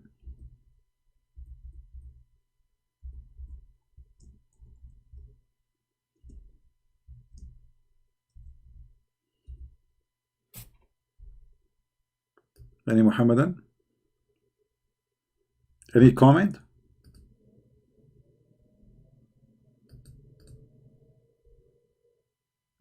And this is why the Muslims didn't translate it, because they didn't know what this Azar mean. They think this is the name. But the fact Muhammad is a thief. He heard from somebody, you know, the report says that there is two slaves. Both of them, they are coming from Nasribin, coming from all the way from the north of Iraq and Syria. So Azar is a word mean foolish. So he said to his father, foolish, are you going to worship idols? The stupid Muhammad, he thought that the word foolish is the name of the father of Muhammad, of Abraham.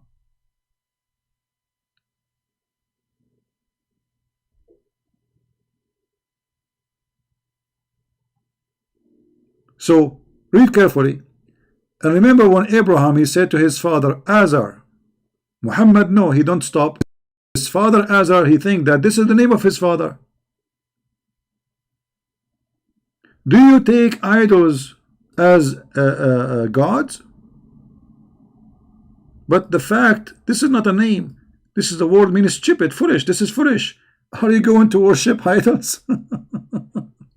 So the word stupid, idiot, donkey became the name of the father of Abraham. Well, I don't know how to give you a reference. This is you have to we have to invite somebody. He is because for me, I did learn this actually from a scholar in the Aramaic language, in the ancient Aramaic.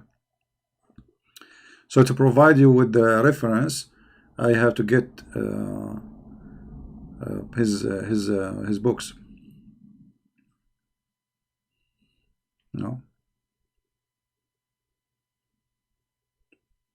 Everything we have, we learn it, right? We learn. You learn from me. I learned from people too. So knowledge is not something you are born with. You spend your time searching, looking, finding, and then you learn. But anyway, you can go to anyone who speak ancient Aramaic, because still there are some people, they do speak the ancient Aramaic until now, and they will confirm it to you.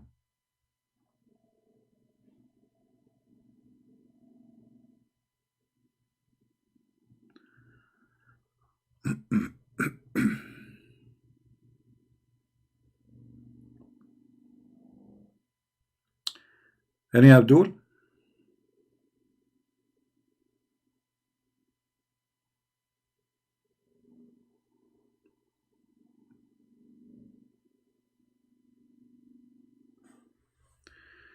Be careful here. Look like we have a fraud person. His name is Nathan.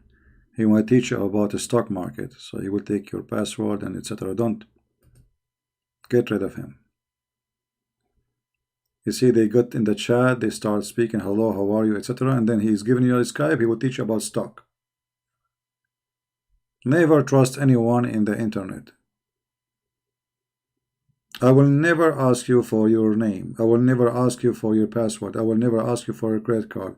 I will never send you a file, and I will never take a file from you. So be careful, don't be a fool. It's internet. There's a lot of garbage there.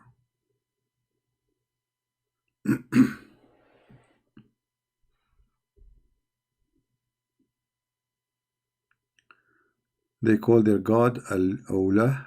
I don't know why they call their god Allah. I'm not sure why.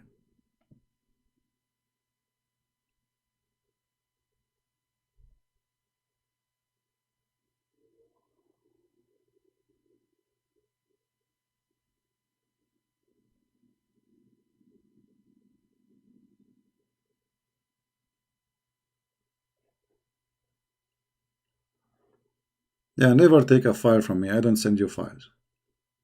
And never think it's me unless you hear my voice talking to you and not recording, because they are evil. They can't do anything. They can cut my word saying hi by voice, send it to you. No, you have a conversation, real conversation, like ask me something and then you will get the answer right away, fit with the question. Be careful. They can do a lot of evil stuff.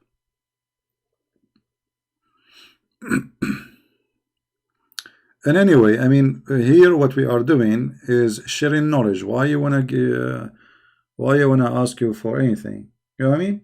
What's my business?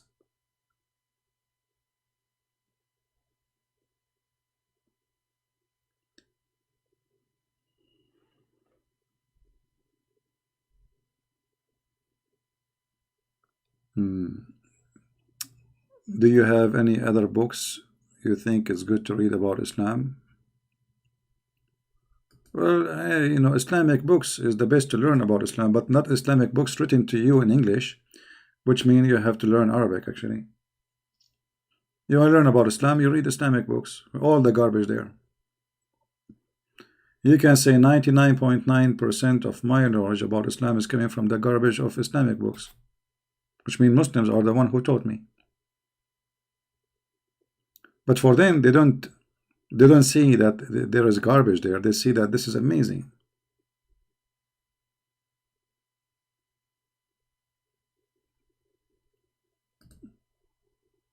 This is a Greek word. When we say Latin, I don't know if you know what Latin means. You can go and search in Google and see what the origin of the word mean.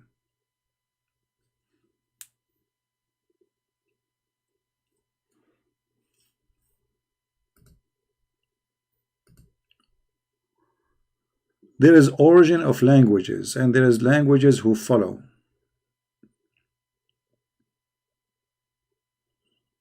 All right.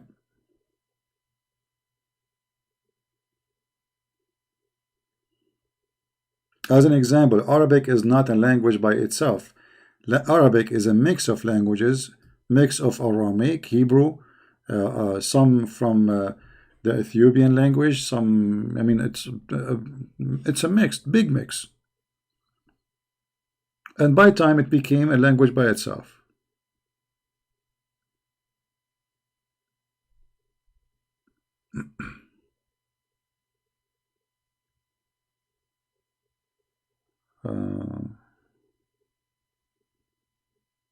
Adzan? What adzan? There's nothing such a word. You mean azan? Well, you know, what happened when they called for the adhan, they were looking for a way to call for a prayer. The Christians, they have a bell. The Jews, they have they have the trumpet, you know. The Muslim, they have to come with something.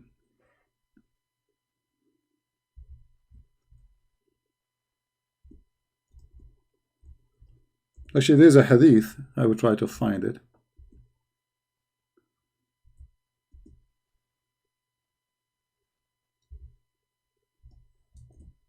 Let me see. They were discussing what to do. They told Muhammad, maybe we should use the bell like the Christians. He said, no, the Christians use it, so we should find something else.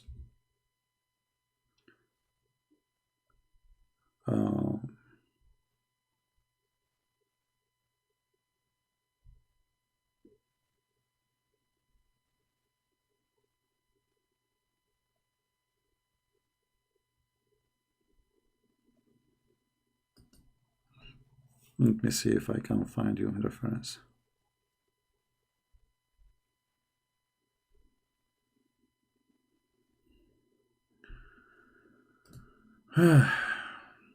It's not easy what I do, you know, but it's okay.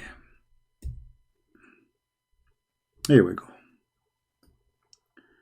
You know, like you have to have a very good, healthy memory to find right away reference to come to your head. The people mentioned the fire and the bell. What does that mean? They are proposing to Muhammad, let us choose this. Which one you use? Use fire to call people for prayer, or the bell? Huh? So they are suggesting to Muhammad to which one to do. All right.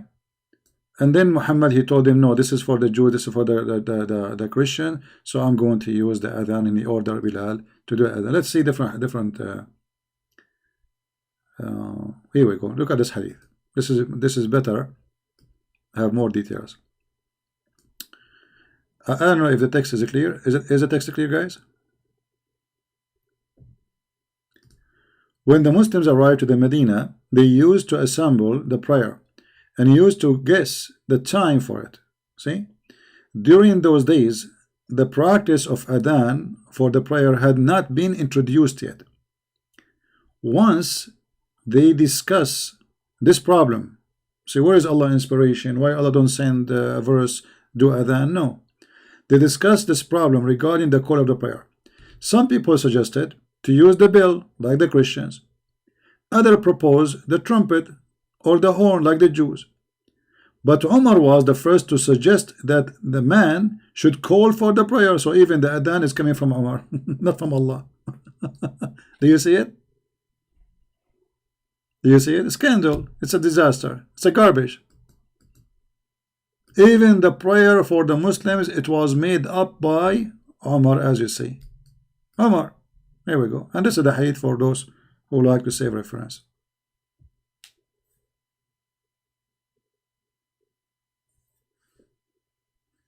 Do you see it? I hope I answered you, the one who asked me about the adhan. This is the reason behind the adhan. It was Umar. It was not even Muhammad. You believe it? It's not Allah. It is not Muhammad. It's not from Islam, because who is the Prophet, Umar or Muhammad?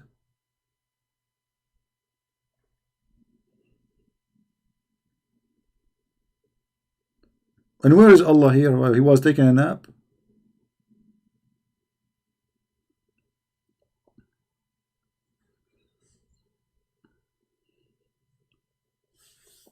Anyway, what we do here is it's about education. And I hope people, they take reference, they save them. And if you are ever watching my videos later, for those who watch my videos, and you want to find those references, it's very easy. You know, think about it this way. Let us try to search for the same line. Like, let us say, type the same exact line in Google. You will find the hadith. Like now, I'm not showing for those on the screen what is the number. And you want to know, okay, where I can find this one? Very simple. Choose a sentence. Those days, the practice of adhan for the prayer had not been introduced yet. Actually, try always to find a unique sentence. Like here. Once they discussed this problem regarding the call for the prayer, some suggest to use the bell like the Christians. Here you go. It's long, but will make you guarantee to find the reference. This is in case you did not, you know, you don't know how to find it, because we post the link here, but later the people download my videos and share it everywhere. All right. I mean, you see, you guys are lucky. You know, for me, when I was studying, we don't have computer and internet. First time I got a computer, I turn it on. I don't know how to turn it off. I said, what's wrong with this computer? I hit the switch again. It doesn't turn off. I thought there's something wrong. I took it to return it. They gave me a defect computer because I don't know what this computer is. I just get it, you know. So I hit the switch, it turned on. Okay, wonderful. And now I play a little bit with the mouse to see what this like. You remember the old days computer? They were like a woman. She have a baby in the 9 month, very huge screen. So okay, I play with it. Okay, now I'm done. I'm gonna turn it off. So I hit the same switch. I thought the same as a light, you know, like the same as a stereo, the same anything. So I hit the same switch, the one I turn it on. It doesn't turn on, doesn't turn off. Like, what the heck? I paid a lot of money for it. Something wrong with it. I turn again, like I hit it again. It's not turning off. Oh boy. Man, oh man. All this money was for nothing.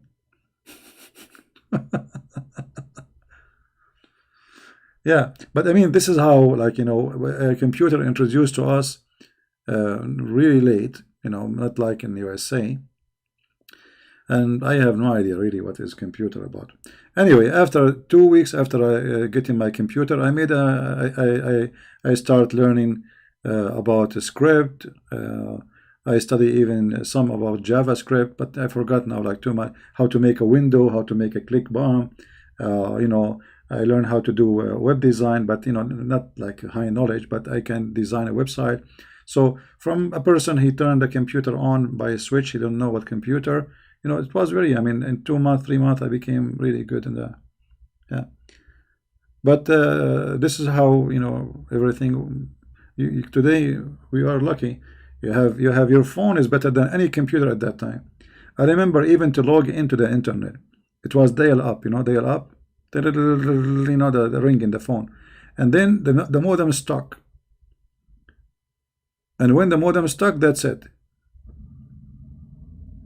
Format the computer, not to do, what to do, you know, take off the jack, put it back, turn it away, turn it off for 5 hours. It was horrible. The internet, hold on. Let me show you an old videos of mine. Let me search for it. We are done with them with Muhammad garbage now. I have a video which is mentioned in the Iranian TV. This is an old video. The Iranian government TV. They were talking about the most like the most aggressive against Islam, you know. Uh,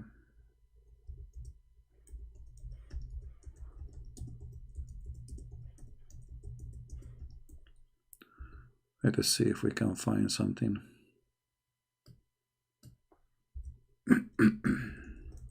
Anyway, just to show you how I was using a camera. I bought a camera which is really expensive. I was recording the screen by the camera. You believe it? Recording the screen by the camera. I'm trying to search in Google to see if I can find it.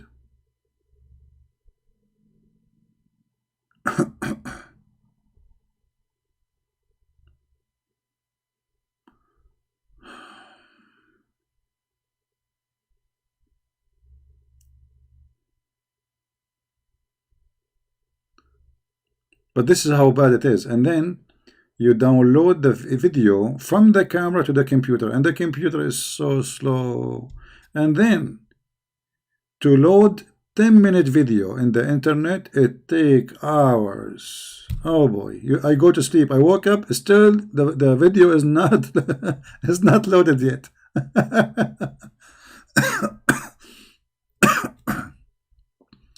I know I cannot find the video. I'm sure it is there somewhere. It can be found in Memory TV, because the one who told me about it, actually it was in Memory TV. It told me they are talking about your video in you know, this Iranian TV. Oh, look what I found. I was looking here, I found this one.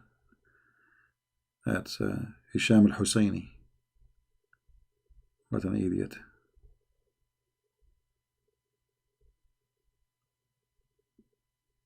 Anyway,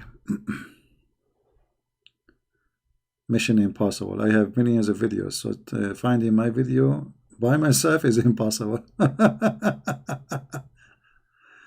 Oh boy.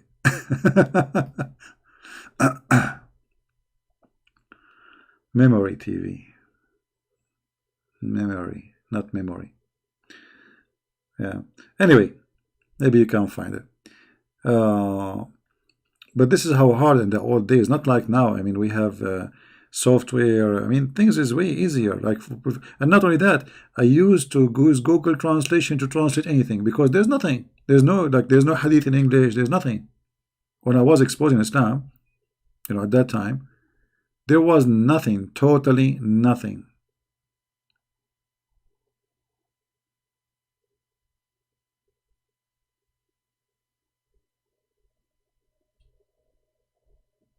And then the Muslim excuse was, he's lying to you. This is a translation. It's not true, you know. Now we have their translation. Even we show on the screen, it doesn't say that, CP. Yeah. Anyway, guys, I think we have a good time for today. I mean, I searched my videos on the internet. I found, like, if you find a million videos of my videos, I mean, it's endless.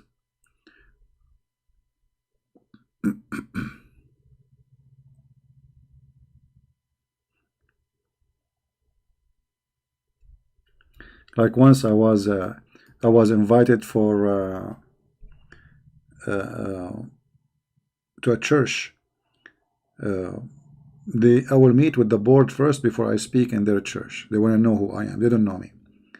So they say that there is something like, you know, reference. Now the one who brought me with him, he is the one who introduced me. He told them, just type his name in YouTube.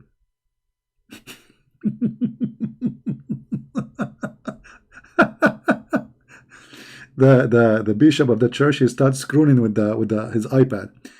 All of these videos is yours. All of those. And he is scrolling the screen, and the screen is running fast, you know. And all those videos is yours. I said, you see, so nothing, you know. You can keep going until tomorrow, maybe next year, you know. Yeah, that was a very interesting meeting. Supposedly, I will speak for a half hour with them and 15 minutes. I think they told me the guy who brought me, he said they will give you 15-20 minute maximum. They are busy people, you know, and you have to explain what do you do. So use it in the best way to convince them. So we went there for like 20 minutes, 15 minutes, whatever, and then we left. I think it was almost 11 something, middle of the night, which means from afternoon all the way to the middle of the night. That's it. They want to go, you know. Tea is coming, drink is coming, coffee is coming. Those guys, they want to go, you know. And the guy, he insists. He told me they will not give you more than 15 minutes. They were serious, you know. So you better use it in full. The guy who brought me, he said, I have to go. I can't stay here. You know, he said, okay, this is already 2 or 3 hours, you know. I have a family. He said, but I don't know now who is going to pick you up. I mean, take you back where you came from. They told him, don't worry, we will give him a ride, wherever he is.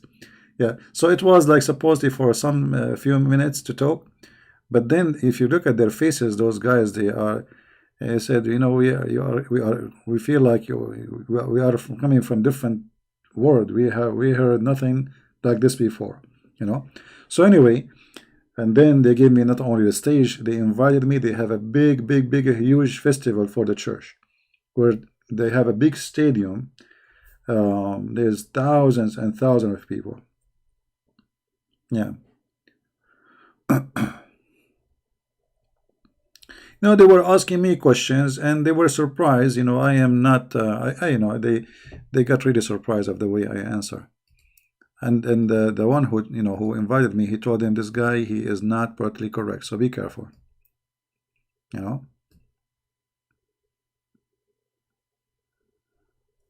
Yeah. Anyway, guys, I think we have enough for today. I pray for all people in the world, you know, to recover from this disease. We pray that Muslims, they will not be sick with it. We pray for everybody, not only Christians. We pray that the world will be saved. And at the same time, we remind mankind that life is very easy to be lost. Don't think you will live forever.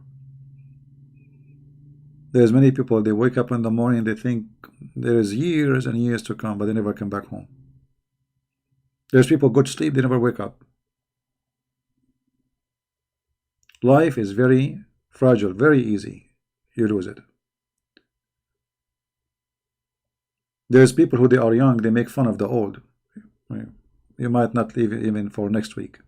At least this person, he lived 90 years. Maybe he will not even live a year more. So I believe that death is a mercy. Death is a reason for us to be wise and to be humble. Imagine if a human being, he never die. He will be a monster. He is already a monster.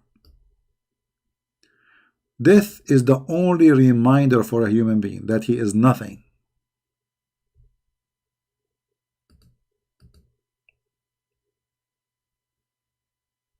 You see, human being, and actually I advise you from time to time to visit a graveyard, because that will make you wake up,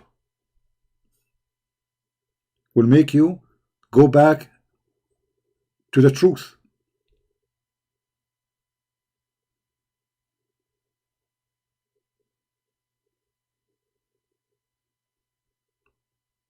If you ever go to a funeral of a person, you will have a different feeling after the funeral. Something very special.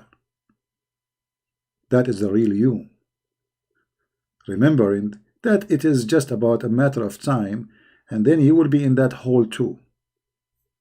The Messiah, he said, let the dead bury the dead. People don't understand until now what this verse means. Many people, they don't think deep. Let the dead bury the dead, because everybody is dead. You're alive, but you are dead already. So death is a mercy. Death is not against us. However, we have to appreciate life too. And in order to reach to the point of death where you believe death is mercy for you, good for you, not bad, for you are a believer, you believe that you have an afterlife. in order to reach that point, you have to appreciate what the Lord He gave you. For what is given to you now is going to be taken from you later, and either is going to be taken from you and given to you back, and you live even better life, or you will be sent to where you deserve to go.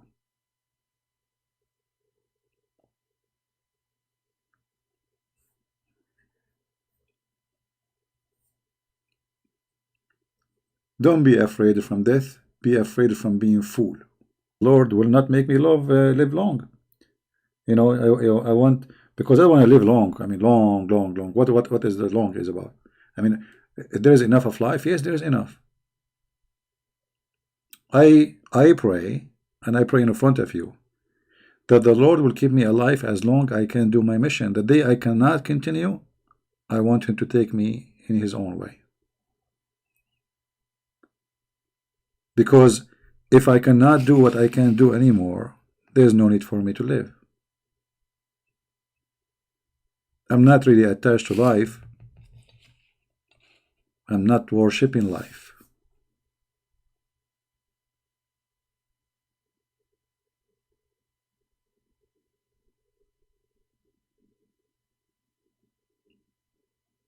It's like, you know, a tree still is standing, but there is nothing. There is no leaves, there is no fruit, there is nothing. What's the point of me being standing there? So my friend, always think about others, feel for them, pray for them, pray for your country, pray for even those who hate us. Be Christian. Remember not to fall into the hate game, the Satan game of hate. Pray for the Muslims. They are suffering badly now from coronavirus all over their countries. Pray for the Chinese. Pray for the Hindus. Pray for the Buddha. Pray for the atheists. Pray for the world. Because prayer at the end, when you pray to others, it is for your benefit. You will stay a better, healthy, at least in your mind. It releases all the bad things from your heart, your anger. Imagine praying for your enemy. That's what Jesus said. But nobody asks himself why we pray to the enemy. The fact you pray for the enemy because that's even better for you. You live better. You don't sleep with your anger. Even scientifically, that those who have a lot of anger, stress, you know, because anger brings a lot of stress. Hatred not only brings you stress, it can drive you crazy. When you release yourself from the anger and the hatred, you are really, really healthy. You sleep well, you eat happy, you live happy, because you are free. You know, hatred and anger and revenge is like a slavery. Somebody is holding you from your neck, controlling you. You do this because you want to take revenge. We want to take, you know, we have to do this. We have Allahu Akbar, you know, because this is how Satan, he control you. He make you a tool in his hands. You are not even the same person anymore. Hatred is destruction, and love is a solution. This is why if you go to villages, like when I went some, like, you know, countrysides in Asia, as an example, the Philippines, I found people are very poor, but I mean, look at them. They have nothing really, but those people, they are happy. Look how they welcome me, and look how they, I mean, look at their smile. Their life is so simple. They hate nobody. They have no enemy. You know, they live good, and they are not poisoned by the city. And I'm not talking about air and pollution. I'm talking about being corrupt, being a fraud. Very simple people.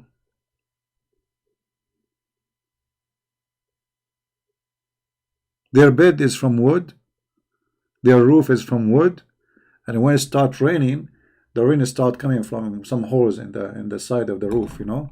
And the guy, he was looking, he says, you know, thinking that this is our Filipino shower. He was not upset, you know. He said, this is our Filipino shower. I said, well, good to have a house anyway, you know. He's happy and he is healthy. He have all those coconut trees around him, the kids playing outside, very beautiful, nature. So you see, maybe you might think that they are not blessed. They've been taken many, they don't have anything, they don't have electricity. But God knows what will happen to them if the electricity enter to their house. Very simple life. They eat from the trees around them. They have a caribou, like a cow. They plant better than those who live in the city. You go to the big cities in the Philippines. I mean, what kind of life? People rent little tiny room, and then they work the whole month to pay the rent for this room. Go and live in a village. At least you live healthy, you die healthy. Why everybody is dying to go to a city? Because a human being became like a mosquito, attracted to the fire. The fire have a light, so the mosquito go inside the fire, think that this is light. This is not light. You spend your life working like crazy, and you accomplish nothing in those cities. And then because life is tough in those cities, the cities will drive you to a corruption, because your money you make is not enough. You want more. In order to live better as you want, you have to make more money. In order to make more money, it doesn't come easy. It doesn't come like just by doing a job. Yeah, live too slow, so what? I mean, if fast life is better. You just remind me. We mentioned this before, actually. There is actually this is an article, I saw it in the internet, a story. I don't know if it's true or not, but anyway. But it's a very very good story. There was a guy, a businessman. He was going to Mexico. In the beach. There's a village next to it. So anyway, he go to the coffee, like in the beach. He find a bunch of fishermen. He start conversation with them. One of them. So he told the guy, the fisherman. So what do you do? He said, I'm a fisherman. He said, what time you go to work? He said, well, I go early morning. What time you finish? He said, I finish like by 9:30. I'm done. So then what you do? So I come here with my friends, sit in the coffee. I sell my fish, give them the store where they buy the fish from me, and then I come and sit with my friends. So the businessman, he says, why you don't fish all day so you can make more money? The Mexican fisherman, he said to him, okay, and what is next? He said, if you fish all day, you make more money. Then after a few years, you can save good money and you can buy a big boat. I said, okay, and what is next? He said, then after you buy a big boat, you save more money, and then you buy 3, 4, 5 boats. I said, okay, what is next? He said, okay, after you buy many boats, you have many people, you have a company and corporation. I said, okay, and what next? He said, then even you can have your company became so big for fishing, and you have a stock market. You became billionaire. He said, okay, then what next? He said, then you come here, relax you sit in the coffee, drinking your coffee in the beach, you do nothing. I said, I'm doing that already now. He's doing this already now. So he want him to work all his life, destroy his health, to sit in the coffee, to drink coffee. Well, he's doing it already. He go in the morning, work 2 hours, 3 hours, and he come back all day with his friends, drinking coffee and laughing, and they are happy. You see how they corrupt you? I'm doing it already. The guy who is a businessman now, he is retired, but he spent all his life, and now he cannot swim no more. He have a 1,000 bill if you have to take with him wherever he go. Maybe he have an oxygen. You cannot. So this is what people do. They work all their life, and then when they have money, supposedly they want to go and have fun. But you cannot have fun no more. You became so old. You need somebody to carry you. So he was advising the Mexican fisherman how to have a company. Okay, what he will do with the company at the end of the day, he's going to die. All what he need, he have. He's happy. You're advising me all of this to do to go back in the beach and sit in the coffee. I am in the beach, I am in the coffee.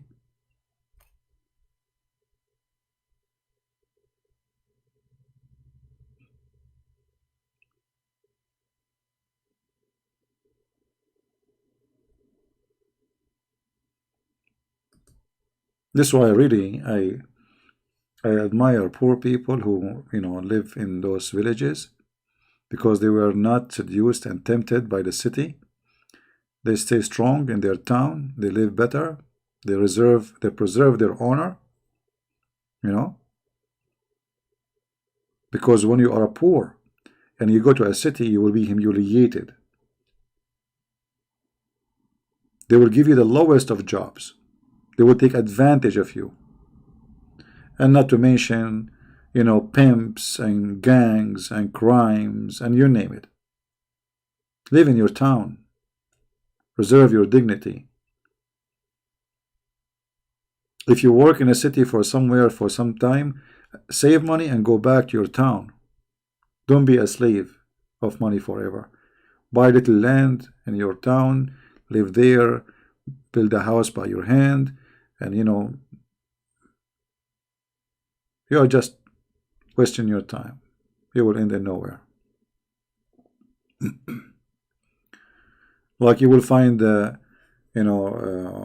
many Filipino. I spoke to them. They are dreaming to go to America. I said, this is how funny it is. Americans are dreaming to go to Philippines, and you are dreaming to go to America. Why?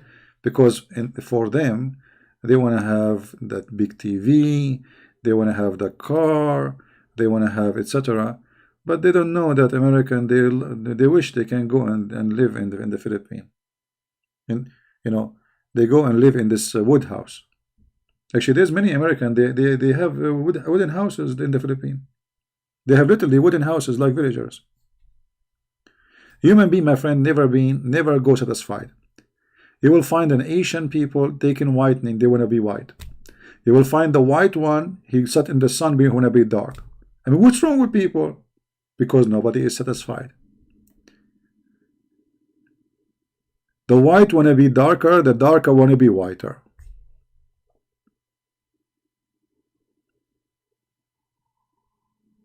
The white, they look at the one who have darker skin, they say to them, you have nicer skin. The dark, you look at the white, he says to him, I love white people.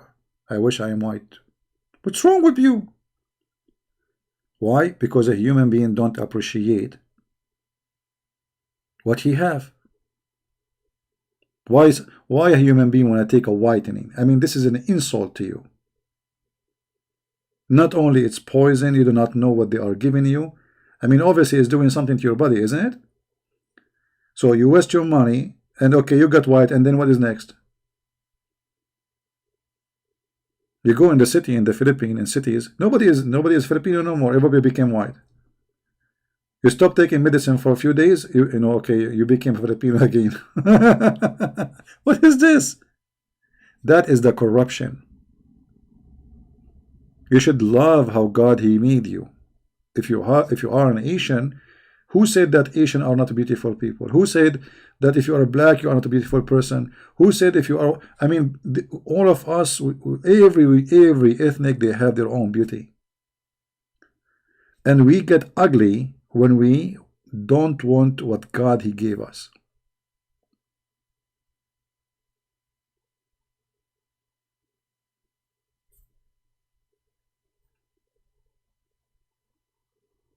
You see European, they sit in the sun for like 6 hours, 7 hours until they become like a chicken coming from the barbecue. Why? Because they are not happy with their skin color.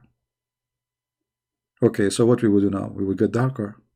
And what we will do? We sit in the sun for 10 hours and then we get cancer.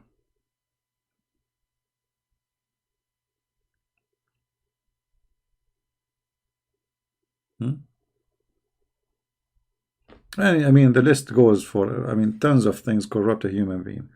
Clothing, I need to buy an expensive purse, expensive suit. I have, like, a man, he want to get married. Okay. You have to buy a diamond ring. I mean, why it have to be a diamond? I mean, where this is coming from? Diamond ring. So you want to put in a finger thousands of dollars, and you don't, maybe you don't even have them. Why?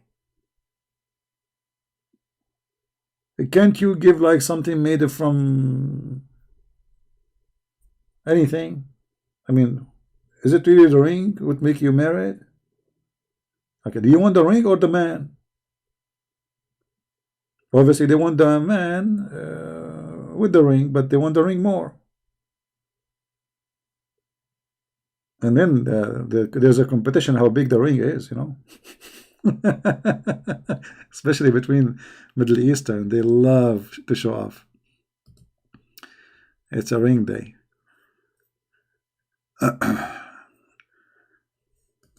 Well, if I get married, if ever I get married, I might give her, let me see, I will go to Walmart. I will buy maybe a ring like for $5, you know, and after a few weeks, it get rusty, she will throw it away. And then she will have no ring. Bingo. Why she have to have a ring anyway? So she can hit me in my face, give me a box, and leave a ring mark? Hello? Yeah, anyway, you know, just be simple. Life is good. Be happy. Those things, they are not important.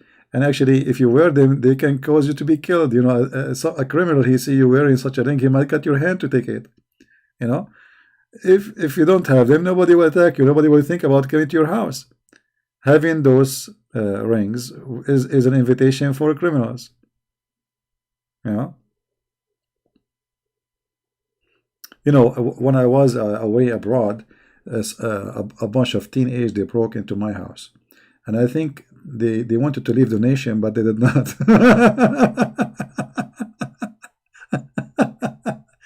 The only thing they took, actually, I have a safe.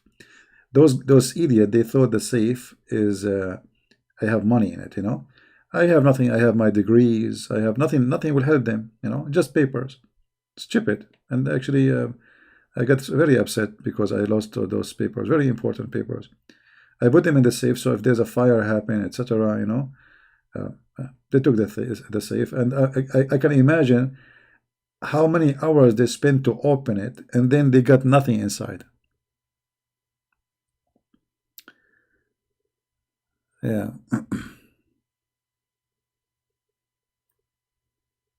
No, you can buy a ring, like a gold ring, you know, for like $100. That's enough, you know. It's just a simple thing. But there is some people, they live for fashion and they live for expensive stuff. This is how their life. And when they will die, and whatever you have, they will take it from you. You will not take your ring with you, trust me. How I know they are teens? Well, they told me actually, because there was a neighbor, he saw them when they broke from the window, and then by the time the police came, they run away, you know. Yeah, they are like young, not yeah.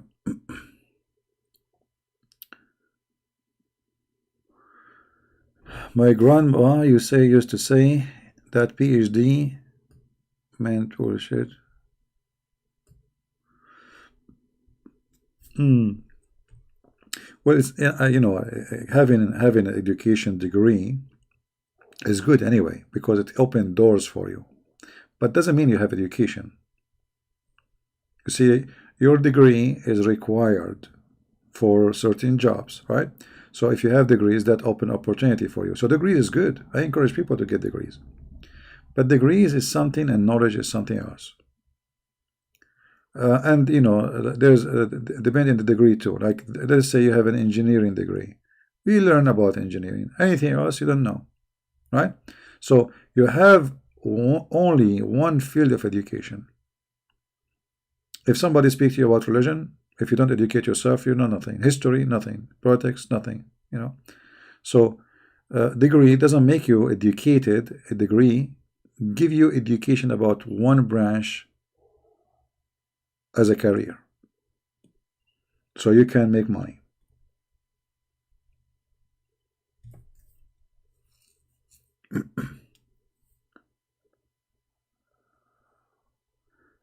Yeah, yeah. A degree doesn't make you smart for sure. I mean, a degree is a degree. Actually, many people their degree is dependent on memorizing things. They go to the exam, they put what they memorize there. Especially in, like I notice in some countries, their questions is not really about how intelligent you are. It's about how much you studied, right? It's not about intelligence.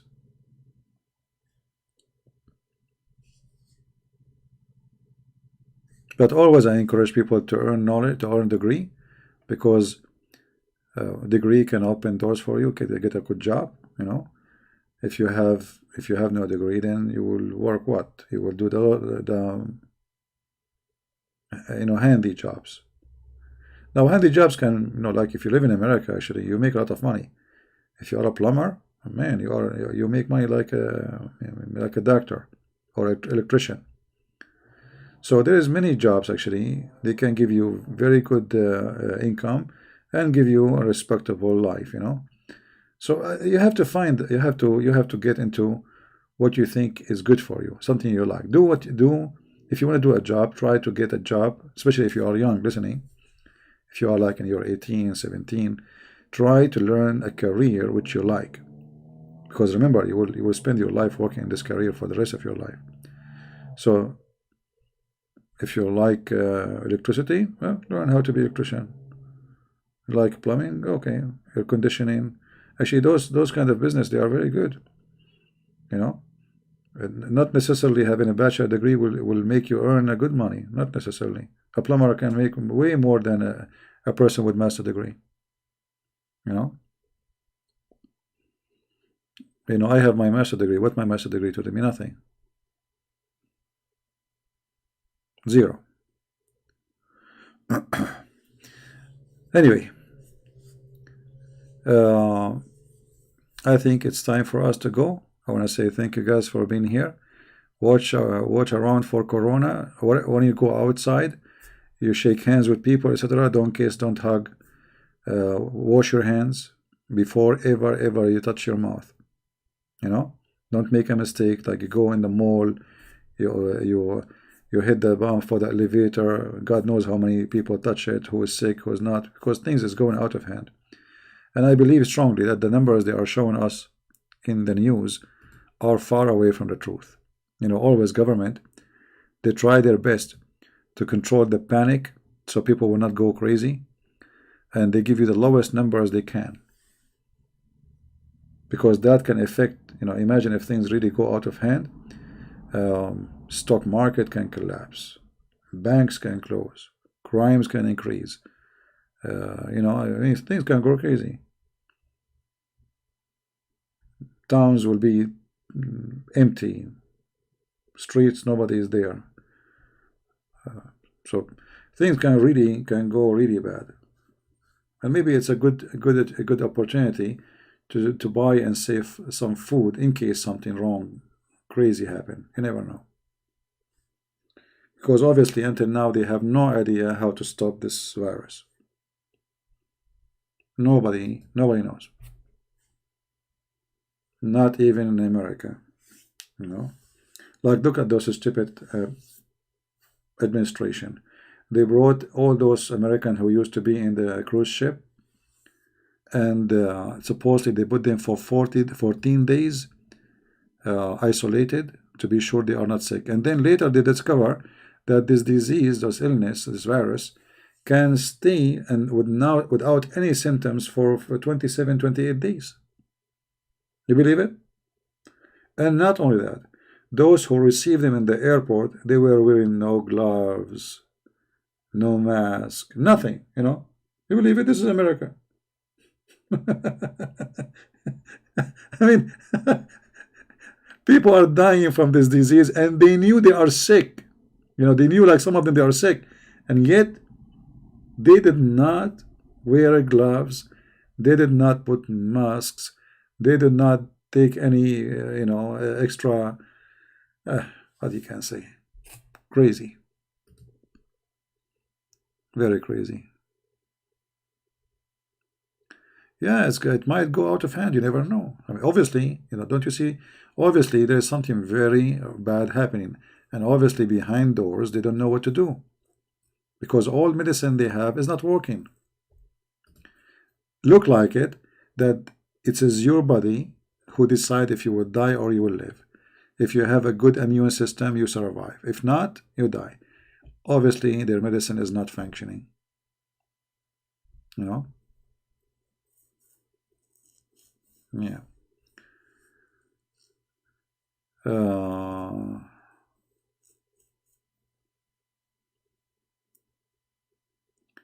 Well, depend where you live, but if you live in an area where it's infected heavily, then you have to wear a mask. Not necessarily a mask. You can put a scarf. I mean, mask is just a joke. What mask?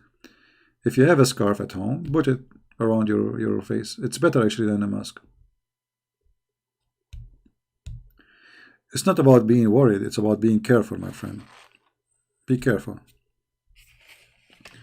Be careful not only for yourself, so you don't bring disease to your family. You will be hurt more if you see your son dying. So if you don't care for yourself, because let us say you are brave, right? Okay, you are brave, but what about your kids, your family? You want to bring death to your home? So you have to be careful. Correct? There's many things we do because we have people, we love them. Not necessarily for us.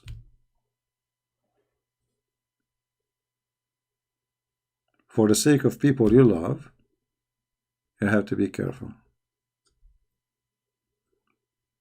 Good? Alright guys, thank you very much for being here. May the Lord bless you all. And again, feel free to download my videos, especially like the part we are teaching about Islam. You can cut it off and make it ready for your podcast or your re-upload. And we will be here again tomorrow. And until then, if the Lord wants us to be here tomorrow, until then, I say and I pray for all of you to stay in good health and wealth. And the best health is the health of the brain. For if we lose our brain, we lost everything. We lose our faith. We lose our dignity. We lose everything we have. The health of the brain. This is where things start. People commit crimes because their brain is functioning in wrong way. Hatred, illness, everything is connected to the brain. And there's many people, they are really ill, but they don't know. Because their brain convinced them that they are healthy. But in fact, they are ill. So we pray that the Lord, He provide us, He protect us, He protect Muslims, Hindus, Buddhas, Jews, atheists, everybody. He provide to them so they might choose before they die to believe in Him, and they will be saved. We pray for countries, they are suffering from this disease like China and all other countries like Iran. People there, they are in chaos and things is getting really ugly. And we pray that we will not have what they have to. And with this we say Amen. Thank you and God bless. Take care.